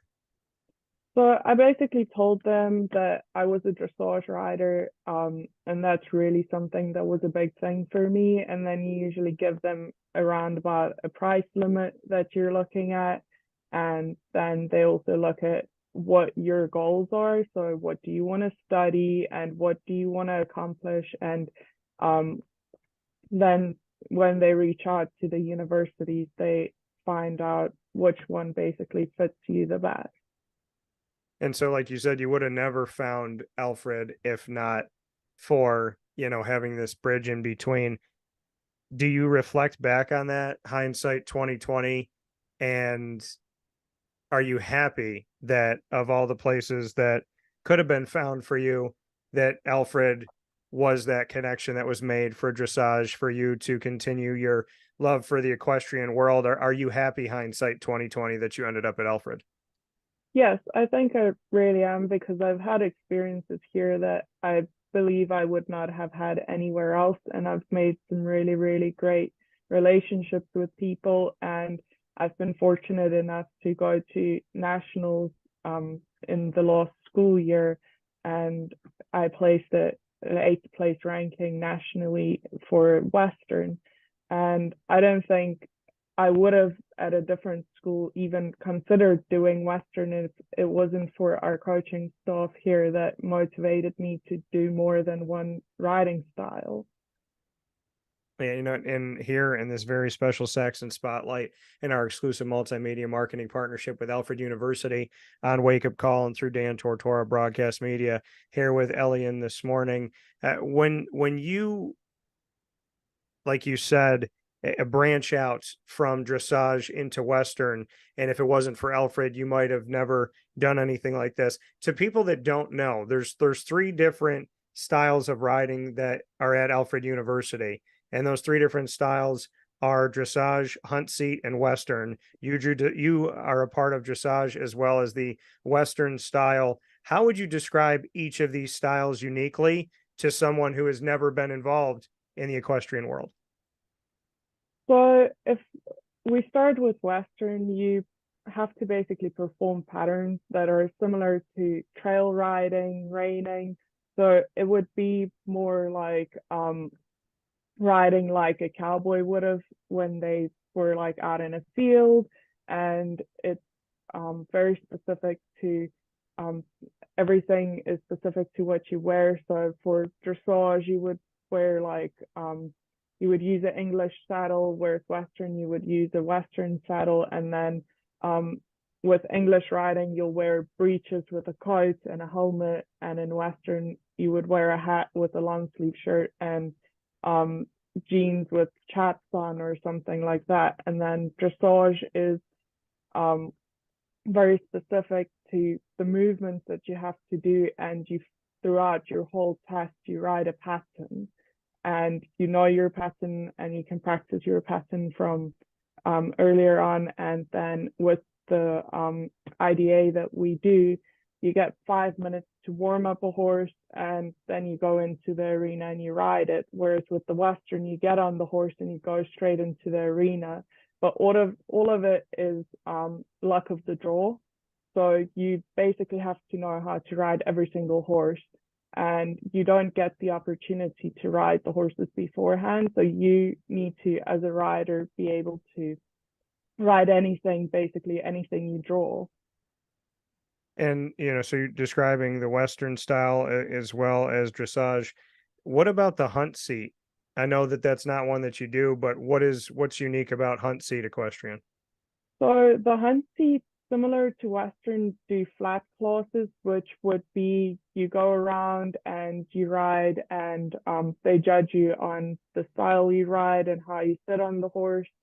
And then the hunt seat also has a different class where you go around and you jump over obstacles, similar like they would, like based on like tradition of fox hunting and stuff like that. So I know you spoke on spending so many years in dressage, but now having Western as part of what you've done and part of your world as a competitor, are they neck and neck as far as your favorite? Is dressage still your favorite? Where does Western fall into all this for you now? I think I really, because I've been riding dressage my whole life, the Western is very different for me, and I really, really enjoy learning the new riding style. So at the moment, I would say I almost enjoy Western more because it's so much more challenging, and I still need to read up so much more about it. Whereas with dressage, I'm a bit more comfortable already in it. And even though there's still so much to learn from it, I just really enjoy the challenge of learning something so different and so new, but you still get the opportunity to connect dots with the different riding styles and use the one to help you improve on the other. And you said that you can use one to help the other. Helene, how does Western help dressage? How does dressage help Western? So Western, you sit in a more specific, especially because we do horsemanship. So you have to be in an almost perfect position with your leg, and it just really helps strengthen your leg to be really nice and long. And in dressage, you still want that long leg, but not as much. But with learning to ride with the longer leg, it actually improves my balance a lot more because you have a bit less support, and it's a lot easier to ride a horse with your knee a bit more bent. So to keep your balance, it just made it a lot harder when I was first riding Western. And in that way, I also, with Western, I learned different movements of how to use my hand and use the rein and ways to give the horse, and just like it's a different riding style, but with that you can still learn techniques to transfer it over into the other riding style when a horse is different, or sometimes you end up actually riding a Western horse for a dressage show because that's sometimes just what in what would be in your draw. So sometimes then it's also really helpful if you end up riding a Western horse for a dressage show that you know how to ride it. Yeah, and like you said, knowing how to ride the horses, you had made mention of the fact that when you're in these competitions, you don't have time with the horse before. So you're jumping on a horse that's a total stranger to you, you to them. How do you bridge that gap?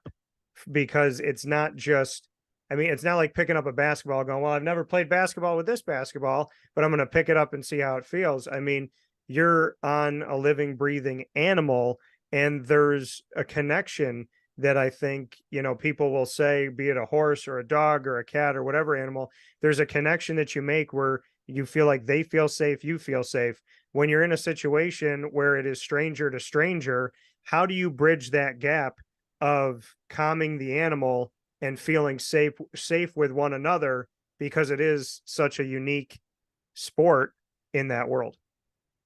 So what we do is before we actually do the draw, they warm the horses up in front of us. So you make very detailed notes of how the riders are riding the horses and what their reactions are to what certain stuff, like what the riders are doing. And then by that way, you can learn a lot about the horse. And then they give you a very short description on, let's say the horse doesn't like it if you like kick him too hard or something like that. This would be his response. So they do give you a small description. But then the biggest thing is just getting on the horse and getting a feel and staying very, very calm. No matter what happens, already calms the horse. And a lot of horses don't have the same abilities. And when you first do your rail work, they'd say, so you'd have a couple minutes where the judges judge you on the rail and you just go around on the rail of the arena. And that's when you figure out how to ride your horse and what they like, what they dislike, how much leg you should be using, because it's really easy to give in because you're not going to a certain place and you have the wall there that's guiding the horse already. So after that, when you line up, you end up doing a pattern. And when you do this pattern, that's when you need to already know, okay, this is how much this horse can give me. And when he gives that to you, you need to know when the point is to not ask for more and what this horse's ability is, because that's the only way that you can keep the horse happy. And if you keep the horse happy, then you're going to have a much happier, like nicer pattern, and it's just going to go a lot better because the horse will be happy. And if you give in to when they're being good, then they just go really well, because when you give the rein, when they're doing what you're asking, then you're telling them they're being good, and then they don't start worrying. Do you feel like there's a way to communicate with your horse to kind of go a little bit deeper into that?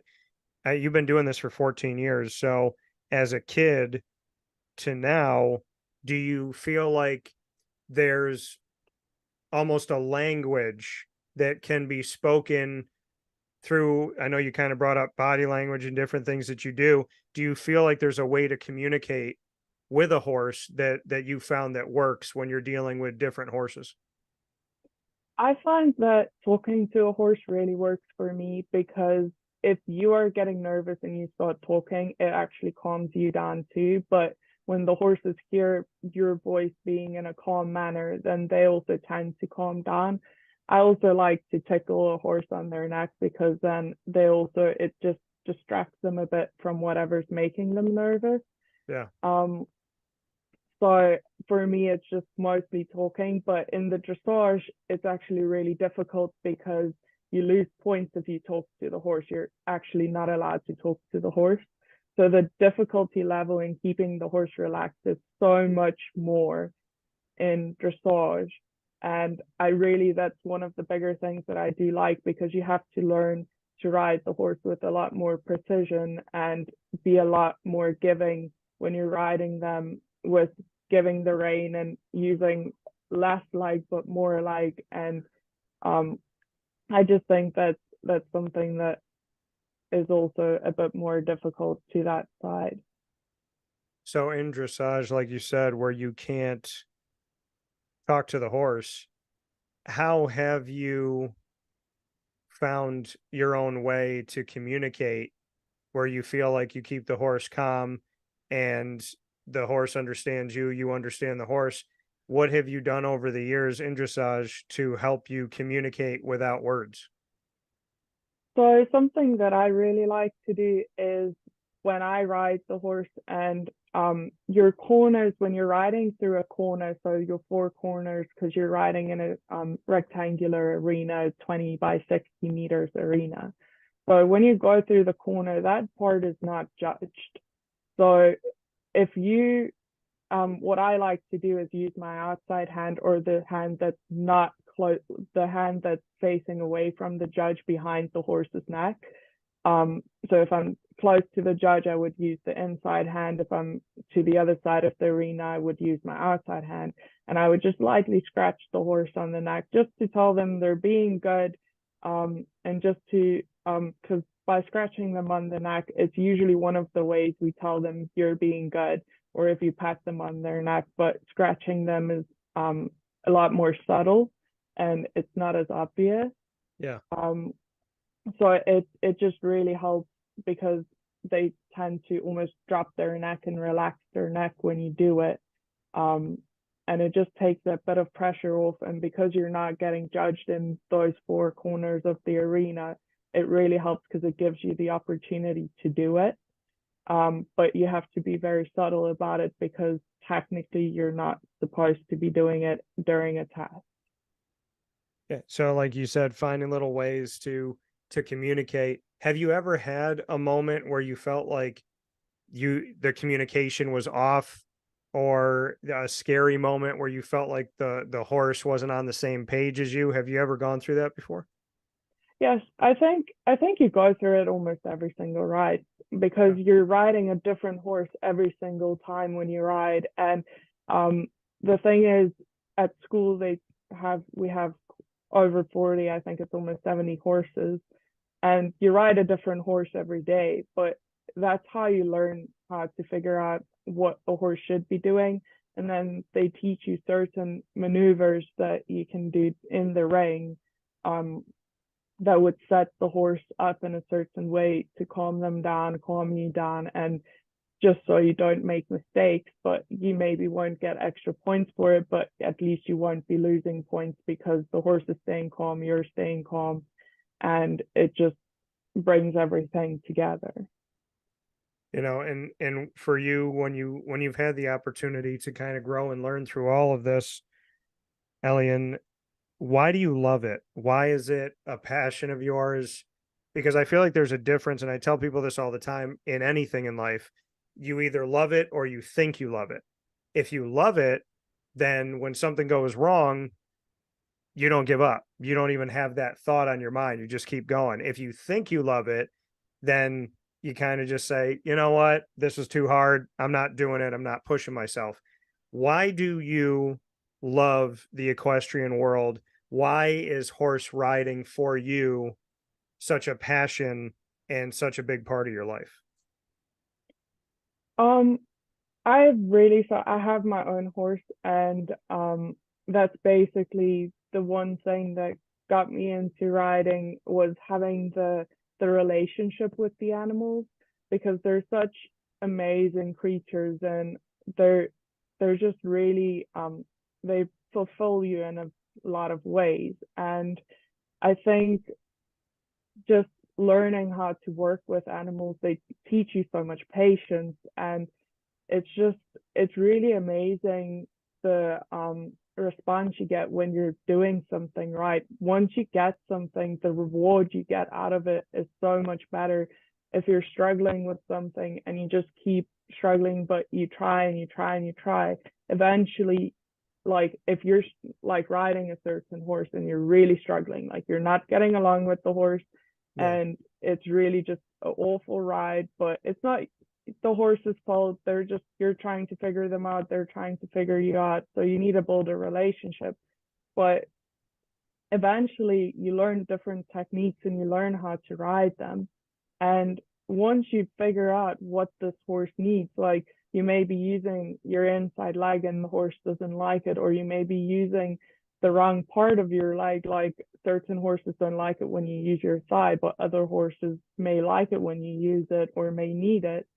And it's all of that. Once you figure it out, it's so amazing, because the amount of reward you get for riding the horse then, and when they do everything you want them to do, it's really, really rewarding to see it. And there's always going to be mistakes, and there's always going to, like, I mean, your equipment has a mind of its own, so, but I mean, the horse it's an amazing relationship you get to build with them.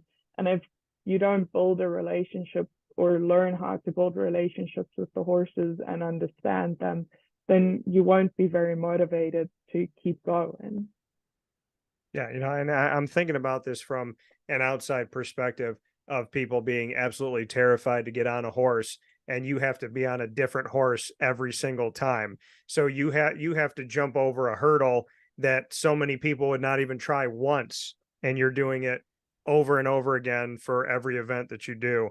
So I think in the equestrian world, people like yourself should be commended that most people are afraid to ride a horse. Most people are like, I'll ride it if I have a relationship with it. You're going in cold turkey, learning in a short amount of time what I need to know about this horse and how to make this, work out to the fact where the horse feels comfortable and I can have a good showing. So I got to congratulate you on that. Right. Absolutely. So before I let you go, here with Helene van der Merwe of Johannesburg, South Africa, and of the equestrian world at Alfred University for the Saxons, a part of two of their teams here, Dressage as well as Western. We're going to do a thing called Rapid Fire in a second, where you and I can ask questions about the horse world, or we can also, ask anything, music, movies, TV, get to know you a little bit better and put me on the hot seat as well. Before we get to that, I want to read off a few honors here. 2021-22 Rookie of the Year for you, Helene. 2022-23 Most Valuable Player, a team captain here in 2023-24. You're a Saxon Scholar athlete in the fall of 21, spring of 22, fall of 22, spring of 23, fall of 22, and on the Dean's list for fall of 21, spring of 22, fall of 22, and spring of 23. When I offer all of those out there to the community listening and watching around the world, Saxon Scholar athlete not once but many times, Dean's list numerous times, and to go from Rookie of the Year to MVP and now be a team captain, showing your growth and evolution at Alfred University. What does all of that mean to you? I think it just shows, like, you have to work hard to get what you want. And a lot of the words and stuff that I've gotten, I didn't even know about at that point. And it was a pretty big shock to me, some of the stuff like MVP that I got. And it just reminded me that hard work pays off, and if you make sure to just keep working and be motivated and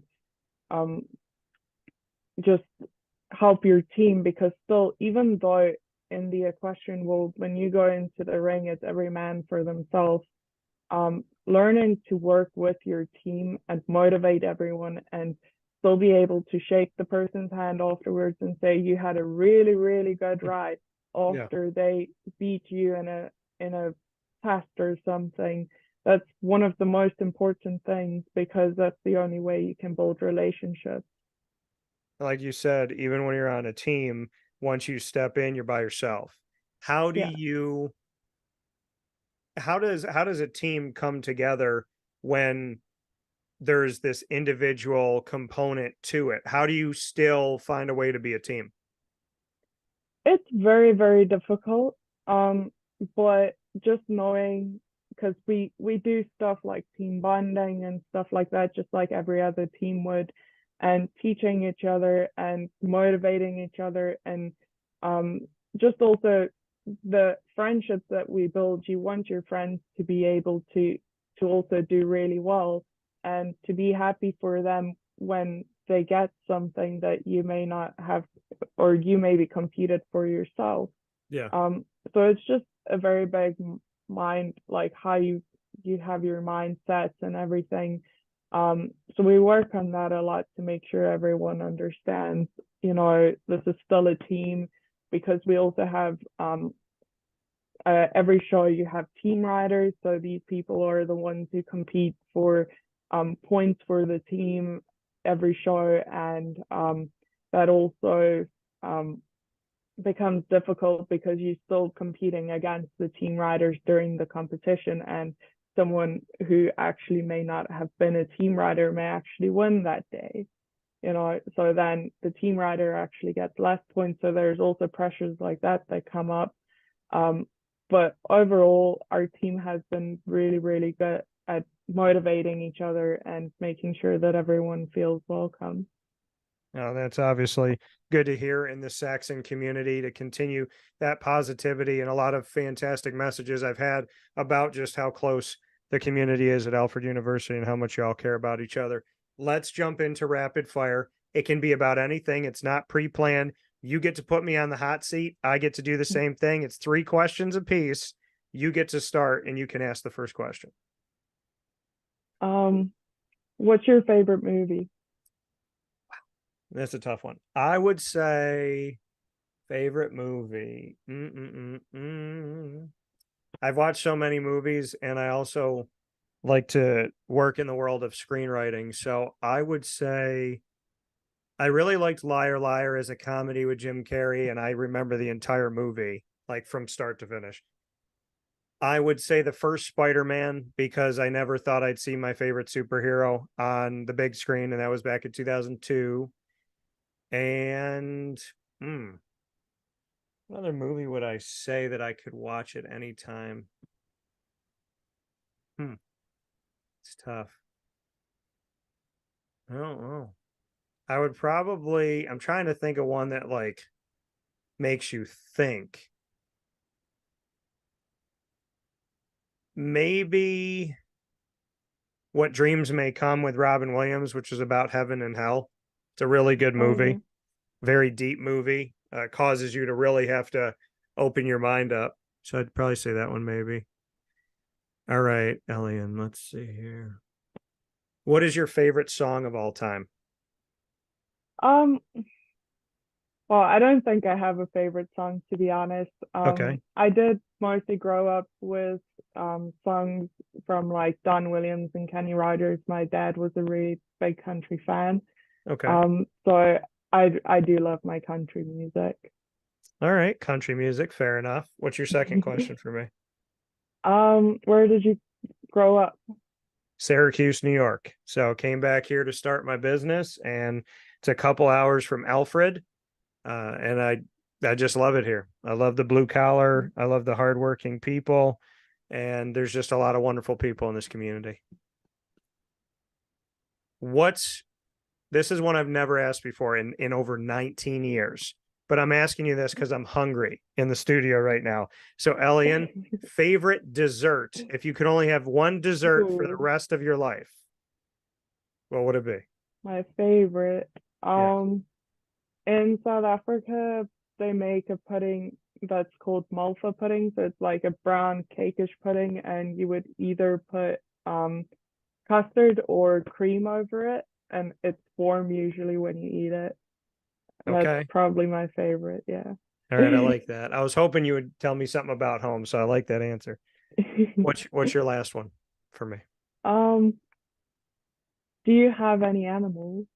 That's very funny that you say that, because she's in my studio right now. Oh, So what's her yeah. name? Lily. Yeah. So this is Lily. She's a Havanese puppy. They're from Cuba.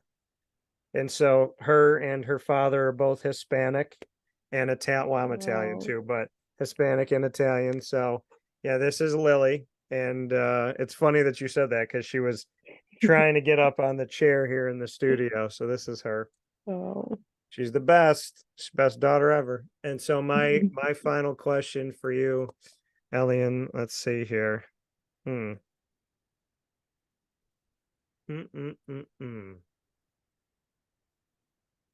favorite moment in the equestrian world so far?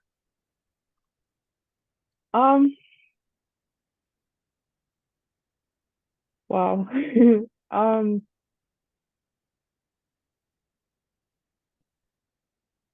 I think something that really, really got me was when I was at nationals last year, and um my coach walked up to me after I got my 8th place, and he said, "Well, next year we're gonna get first." Yeah. I think that was just knowing that my coaches all believed in me, and um having my teammates there, and even though it wasn't a first at that nationals, all of them were just so supportive, and we were all just really happy with all of our accomplishments, and just going to nationals was also great. Yeah, and I think, like you said, I mean, 8th nationally, like, that's Yeah, massive. That's huge. And for them to say, "Hey, we're going to get first next year," that's really, really cool. So, yeah. I'm definitely excited for you, excited for things to continue in dressage as well as the Western world. I'm so ecstatic, Elian, that you got to make history for the first time ever. Like I said at the beginning of the show, I've never covered any equestrian teams, never been connected with a school that had it. And now I have not only gotten to do that with Alfred University, but you will go down in history as my first interview ever with anyone in the equestrian world. And so for Elian van der Marve of the Johannesburg, South Africa, wonderful home that we got to learn a little bit about today, and their dessert, I want to thank you, Elian, for your time, and thank you for letting me make history. I've been waiting very impatiently to speak to someone on the equestrian team. So I'm so happy that that got to be you, and I'm so proud of you and happy for you so far. And I can't wait to see what you're going to do next. Thank you very much, and good luck with your stuff too, Thank you. I and all appreciate it. your interviews. Thank you.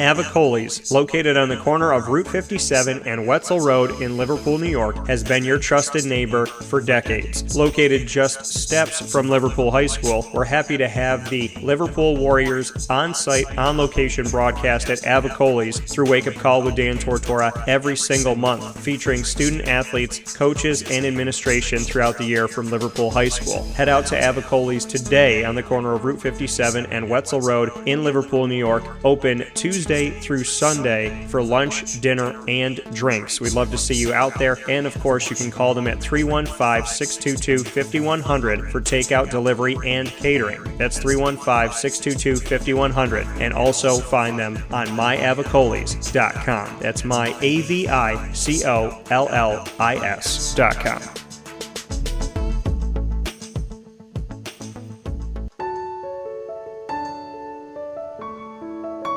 Having peace of mind when you're out of town that your furry-loving friend is safe and sound means taking them to Canine Campground, because we all know that when it comes to the love of our pets, it goes well beyond the call of duty to make sure they're safe and sound. Right, Lily? So take a ride to 242 Johnson Street in East Syracuse, New York, and see Canine Campground and where your dog will be staying, in the classic cabin, the executive cabin, the grand cabin, or of course the luxury cabin, because if you know Lily, you know she loves luxury. Now you don't have to wait to the last minute to find a family member or a friend that'll take your dog for a few days. Call Canine Campground at 315-299-4013. That's 315-299-4013. Their drop-off and pickup times are Monday through Sunday. Check K9campground.com for more information. That's the letter K, the number 9, and campground spelled with a K.com. K9campground.com. When you're going out of town, bring your dog to Canine Campground.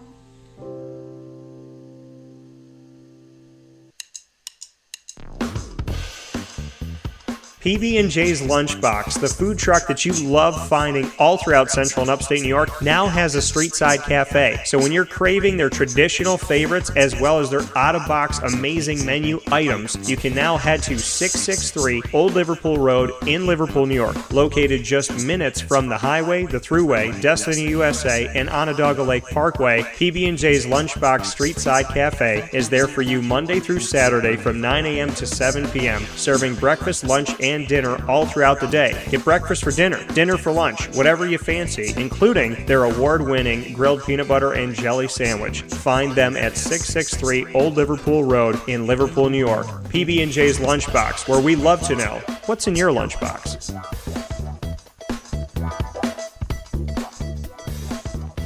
This is a special message from 317 at Montgomery restaurant owner Joel Carpenter. Open Tuesday through Saturday for your dining pleasure on 317 Montgomery Street in Syracuse, New York. We wanted to be a part of the resurgence of Syracuse. We saw a lot of money being put into bringing people back downtown and thought that, we'd like to be a part of that. I love putting together a good dish where people see it first, they fall in love with it, and then it tastes just as good as it looks. We want to provide the best food in Syracuse that we possibly can, and we want you to leave here talking to your family, your friends about what you had to eat first and foremost, but also our service, and to walk out feeling like you're part of our family. I work out in the front of the house a lot, and I love walking to every single table, asking them how everything is, and people looking at me and smiling and saying, this is the most amazing short rib I've ever had. This is the most amazing filet I've ever had. And Donna is great. Sarah's amazing. Thank you for coming over and talking to us. And them just being truly happy for the experience that they've gotten.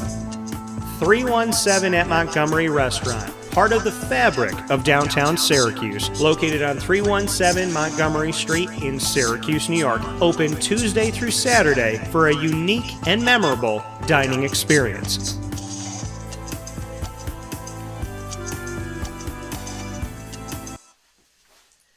Welcome back here to Wake Up Call with Dan Tortora. Happy to be here with you every Monday through Friday from 9 a.m. to 11 a.m. Eastern Time. It's a holiday and we're doing extra time on here, so under promise, over deliver. Most people are off today for Columbus Day or Indigenous Peoples Day or however you call this day, and I grew up, it was always Columbus Day, so that's what I know it as. So, happy to be here with you and spend the holiday here with you, and now I'm going to go take some time for myself and relax. We do have another event coming up today, which I'm really excited about, and I hope you all come out to it. For the first time ever, we're going to have the pleasure and honor of welcoming to Wake Up Call with Dan Tortora in our Pizza Man Pub specials on site on location. I am going to be welcoming the awesome girls volleyball team of Baldwinsville for the Baldwinsville Bees. So can't wait to do that. Really excited for it. Can't wait to see you all out there tonight. So come out and see us and have some fun with us here. Grab some pizza, get some drinks. Of course, if you're of age, drink responsibly. Come out to Pizza Man Pub today on 50 Oswego Street in Baldwinsville, New York, and enjoy our time with the girls volleyball team as we get to show our love and our appreciation and our support of them tonight, and cannot wait for that. Really looking forward to it. So come out and see us tonight at 6 o'clock. The Baldwinsville Bees volleyball team will be on site on location. The girls volleyball team, will be joining me on site on location at Pizza Man Pub of Baldwinsville. Danielle Saylor, their head coach, and their student athletes as well as families are going to be out at Pizza Man. Come out and spend the holiday with us at 6 p.m. tonight, October 9th, and show your love for the community and your bees. Big time thanks to Murph, as always, for DT and Murphy, and for Helene van der Marva of Johannesburg, South Africa, and the equestrian teams of Dressage as well as Western at Alfred University for the Saxons for joining me here today and making history as my first equestrian interview ever, and I'm so happy. It was Ellie, and she was an absolute treasure to have on the show today. And we're going to be airing this as its own separate special as well, so you can go back and watch it anytime. Tune in to youtube.com/wakeupcalldt, facebook.com/wakeupcalldt, and on wakeupcalldt.podbean.com. 24/7. You can get us on our apps, and Monday through Friday from 9 a.m. to 11 a.m. Eastern Time, you can get us on these channels. And, of course, the apps that you can get us on: Amazon Music, Audible, iHeartRadio, iTunes, and Apple Podcasts, as well as Player FM, Podbean, Podchaser, Podvine, Spotify, TuneIn, and YouTube. You can find us on every one of these outlets and more by searching Wake Up Call with Dan Tortora, or one word, Wake Up Call DT. So make sure you do that today. Download us, keep us, and save us forever on all of your devices, so you can always connect with the show. Big time thanks to all of our incredible partners on Wake Up Call with Dan Tortora: Carvel DeWitt, where we have our own Sunday called the DT Dolphin; the Wildcat Sports Pub, GG Cards and Breaks, as well as Mon Pa's Kettle Corn and Popcorn Factory. A big time thanks to Chick-fil-A Cicero and Chick-fil-A Clay. Chick-fil-A Cicero currently closed for refurbishment, so make sure you're back there when they open, and make sure you head out to Chick-fil-A Clay today, 3974 State Route 31 in Liverpool, New York. Big time thanks to Canine Camp Dog Daycare, 317 at Montgomery Street. The name of the restaurant is the name of the location, 317 Montgomery Street in downtown Syracuse. Avicoli's Canine Campground Dog Boarding, PB&J's Lunchbox, Great Lakes Honda City, Pizza Man, and Mother's Cupboard, where you can go 7 days a week and get my sandwich, the Cuse McMother. The Cuse McMother, perfect for game day or any day, to go out there 6 a.m. to 1:30 p.m. daily and get my sandwich, bacon, egg, and cheese inside of 2 pieces of French toast. Cut it up and eat it with syrup. Pick it up and eat it like a sandwich any day of the week, exclusively at Mother's Cupboard.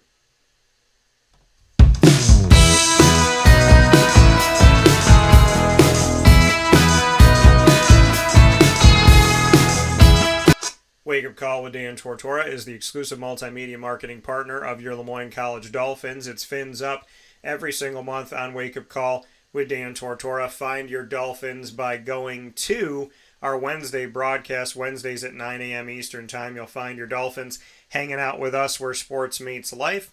We have that opportunity to bring that to you, and I definitely appreciate it so very much to bring you your Dolphins on Wake Up Call with Dan Tortora. So make sure you're there with the Dolphins Wednesdays at 9 a.m. Eastern Time during Dolphin Time. And you can also find your Dolphins by going to youtube.com/wakeupcalldt and clicking subscribe. So make sure you do that. And our Lemoyne playlist is there for you for AD and DT with Athletics Director Bob Beretta and myself, Dan Tortora, every first and third Wednesday of each month, and every second and fourth, the Dolphin Dive, diving into the stories of student athletes, coaches, administration, future Dolphins, and alumni. All of it available on our YouTube channel, and of course by finding it here on Wednesdays at 9 a.m. Eastern Time when we air the show live. Go to LeMoyneDolphins.com for more information, and as always, Fins Up.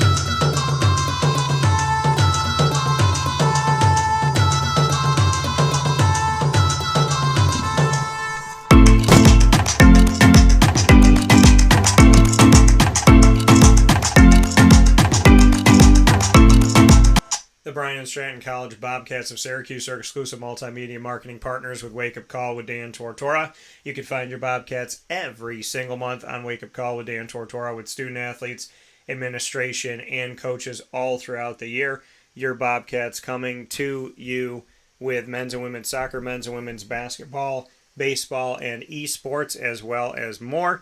And the Bobcat Buzz is our exclusive feature, and we'll be having some incredible moments coming up for you with the men's basketball team as we usher in the 2023-24 season with Media Day interviews, unlike anything you've seen before with the Bobcats, coming up here on Wake Up Call with Dan Tortora. Subscribe to our YouTube channel for all of our Bobcat material on youtube.com/wakeupcalldt, and you can check out the BSC Syracuse playlist on our YouTube channel. For more information, go to syracuse.bscbobcats.com, and as always, go Bobcats.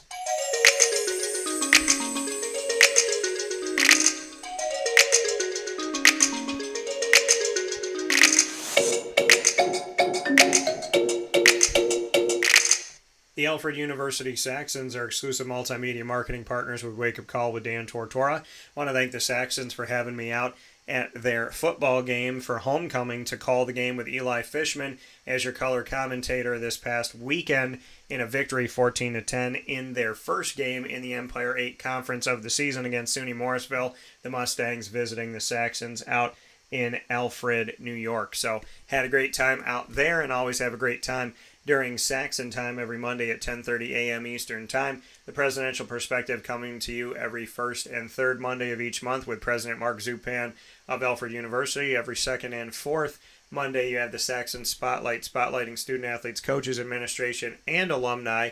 You can find all of our content by subscribing to youtube.com/wakeupcalldt.